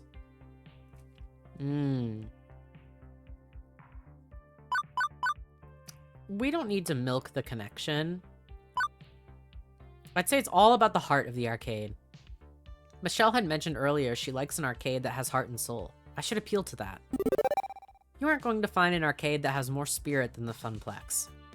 Everyone who frequents there, employees and patrons alike, want nothing more than for this event to succeed. This is our chance to show the world our dreams. We've been pouring all of our combined energy into making Funplex Funfest victorious. Teo, myself, all the staff, all the gamers. With Magical Moon Cuties on our side, we can just bring even more heart to this affair. It's the perfect fit for the kind of friendly atmosphere we want, bringing people together. Oi, you got me right in the feels. Plus, I really want to play Magical Moon Cuties too. Ha, fair enough. I was just sassing you anyway. After I discussed it with Teo, I already knew I was going to show Magical Moon Cuties at the Funplex. Love that enthusiasm, though. Really? Really. I mean, it's either the Funplex or Deco's Palace. And while Deco is the heavyweight champion of the arcade world, it's not a good fit for my dreams. Great, so it's settled? I think so. I know so. Magical Moon Cuties will have its first playable showing to the public at Funplex Funfest. I'll haul my prototype cabinet over to your arcade the day before, so you can get it set up. I'd appreciate you keeping it hidden until the event, though. Already bought a mystery concealing tart for our rare game release. Heck, what's one more mystery concealing tart between friends? This will be an event to remember, and I'm thrilled. I can't wait to share the news with everyone. Magnus, thanks for the support. I really appreciate it. Oh, but I should really be thanking you. Sorry to cut this convo off, but Michelle, your next interview is here. It's Mark from Hexagon. Mark, Hexagon. Got it. It's so hard to keep track of all these different media outlets. Magnus, it's been great. My people will call your people, or whatever they do these days. Oh, expect your social media to explode later today. Ta-ta! And in a flash, Michelle wandered back into a crowd of people, her friend leading her into the next interview. Leaving me standing in shock, unable to believe what had happened. A top indie designer premiering at my event. I imagined all the adorable smiling faces of anime magical schoolgirls. I could practically hear them cheering me on. I knew everything would be okay. This is my life? Huh? Oh, nothing. Just musing to myself. Out loud, nonetheless. No worries. I do that all the time. Mostly when I'm alone, though. Love it. But overall, that went really well. I'm glad that Michelle was really excited to bring her game to the Funplex. Me too. Honestly, I feel like a weight has been lifted off my shoulders. What with you helping me raise the hype with your flash dance mob, I feel like Funplex Funfest is going to be amazing. That's the spirit. I never doubted you for a second. I was about to reply with a totally witty report about my doubting in time. However, we were interrupted, or retort, by the sounds of a bell chime. The hall would be closing in 30 minutes. It's over already? And I was just getting started. I've barely seen anything yet. I could do this for at least another 4 hours. I am frightened and confused as to how you still have so much energy left, Teo. I amaze even myself sometimes. As for me, I was exhausted, allowing yawns to escape my mouth. Well, I'm officially pooped and ready to go home. Before you go. Yeah, Teo? Hey, before you go, you wanna, Oh my god, the little blush. Okay. maybe go get dinner with me? See, he's asking me out!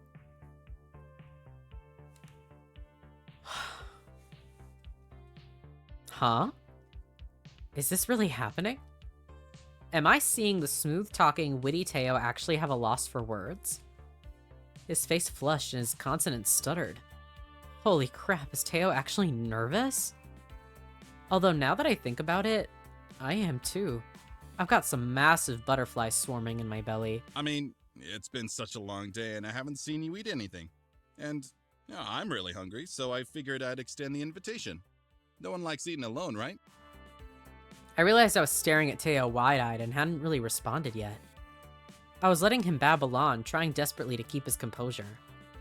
I should say something, but I should also be very clear about my intentions.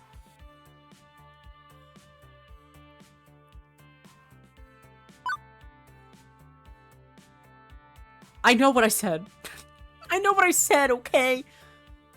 But if this can't lock me in, because I still feel like I haven't been able to decide. Fuck it. Only if we can call it a date? How about it? I can't help it. I've got to tease him a little more. It's only fair since he's flirted with me so many times. So, if you, I give him my most flirty wink, doubled with a sassy smile. Okay, there's teasing and there's cruelty. I let him off the hook. Relax, yes, let's go grab some grub. I'd love to share a meal with you, Teo. Thank you. Teo relaxes when I declare my intentions simply and with a bit of whimsy. all right. Consider it a date then.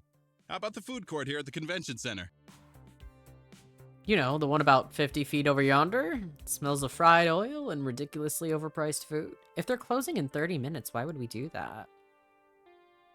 Whatever. You sold me on the fried oil smell. Ha, great. I've got a hankering for some fries. Me too.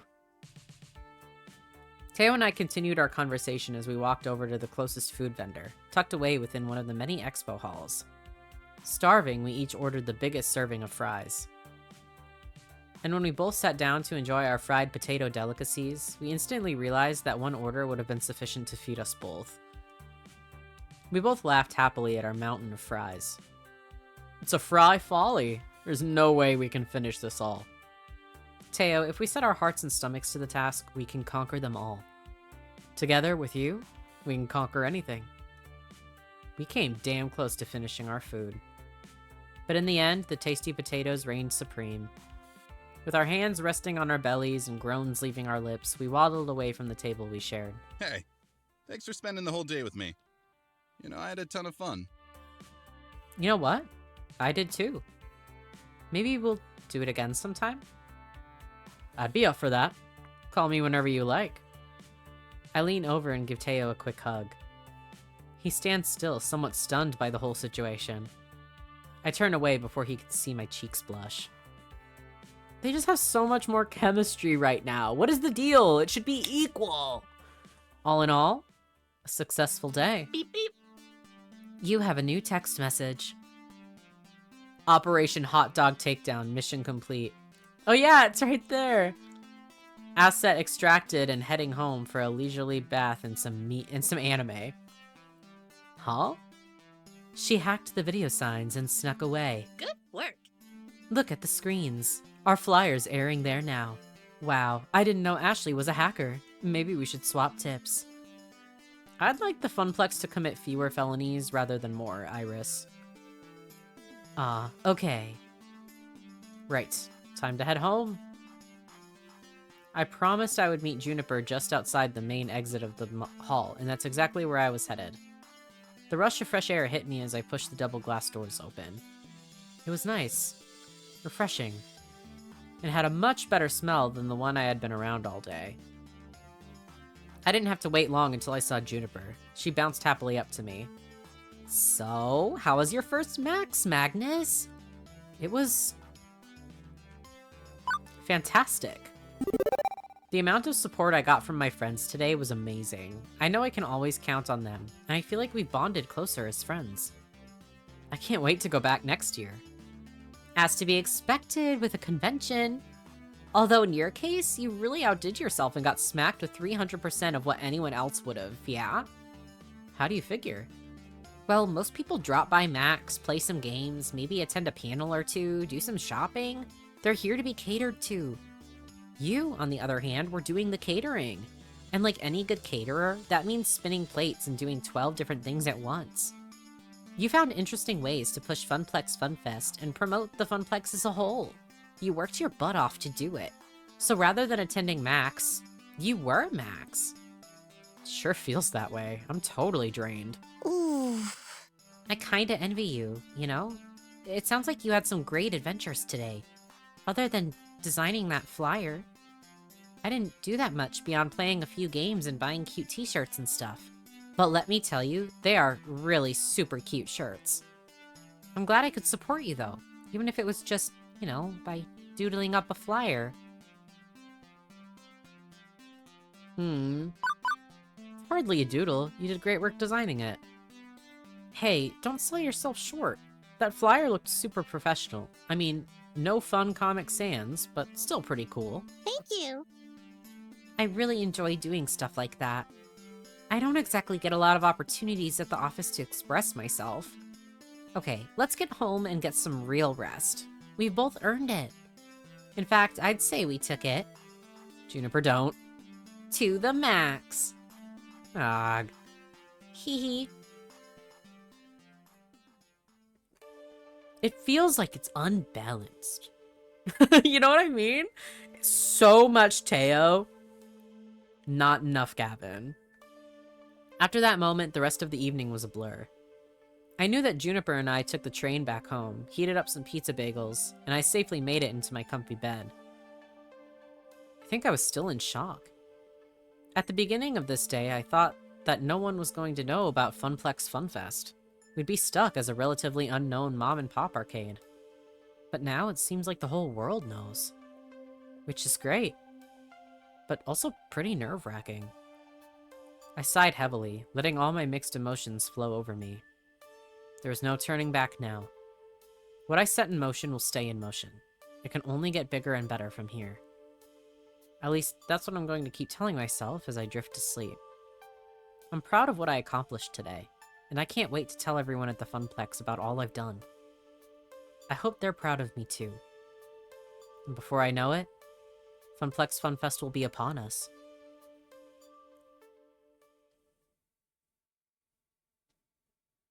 I knew it was going to be the end of the chapter! Take it to the max. You've cleared level 3 of Arcade Spirits. A winner is you. Now let's see your score. Wait, he went down? Why? Teo's definitely taking a liking to you. Dance fever. You're proving to be a gentle, sweet, and compassionate soul. Yeah, still. Those are just my most common responses. What can I say? Also, you've scored 10,550 points. Go for the high score. Actually, I don't know what the high score is, but hey, go for it anyway. Why is it because I said like one thing he didn't really like that much? Damn. Do you want to save your game? Yes. Thank you.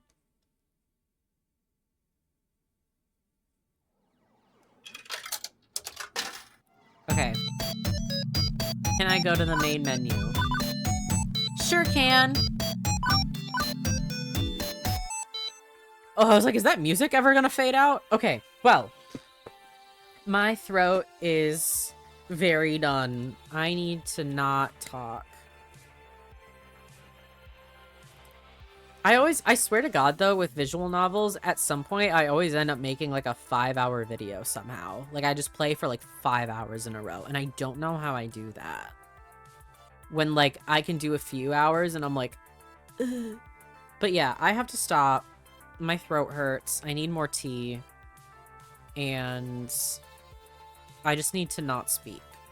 I love shutting the fuck up, and I can't wait to do that. So, yeah, regardless, besides that, though, I still am having a good time. Like I said last time, I think the humor sometimes is just a miss with me, personally. It's just a lot of kind of, like, millennial humor, which is not really always my thing. But, you know, it is what it is, okay? And it's not a bad game just because some of the jokes don't hit with me, alright? I'm very surprised at how much Teo is coming up in my ranking here. I was very set on Gavin. I was like 100%. Last video, I was like, it's Gavin all the way, baby. But now I'm kind of like, Teo. There's just so much more chemistry with Teo. What's a guy to do? What am I to do? But, I took a look at the Steam achievements, and there's also a way to like not romance anyone and you just become like besties with everyone, which is really cool. I like that option, because I know it's, you know, a lot of it is like, oh, but it's a dating sim, what's the point? Well, because why not?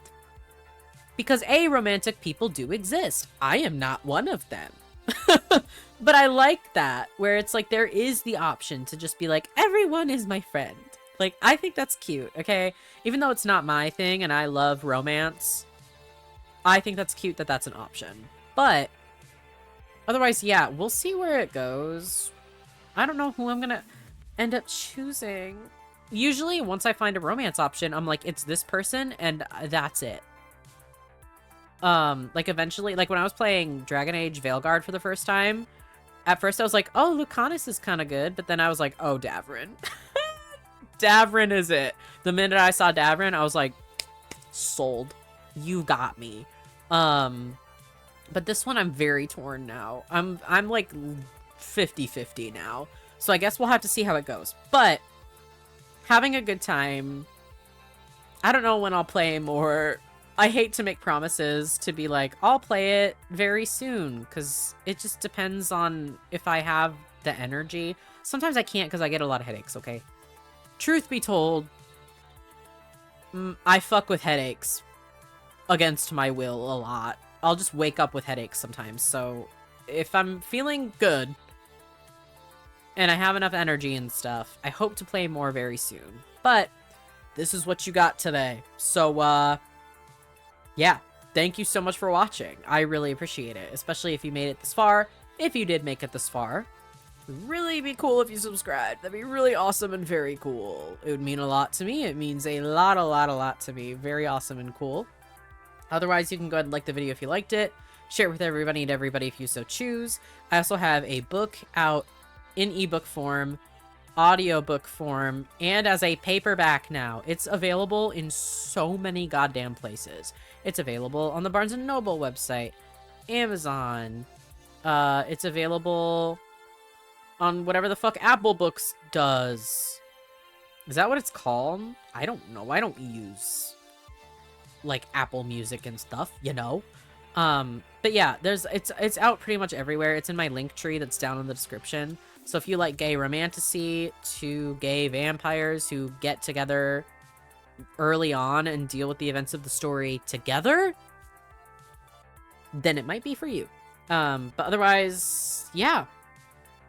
That is it. Thank you guys so much again. And I'll see you on the next one. Bye-bye.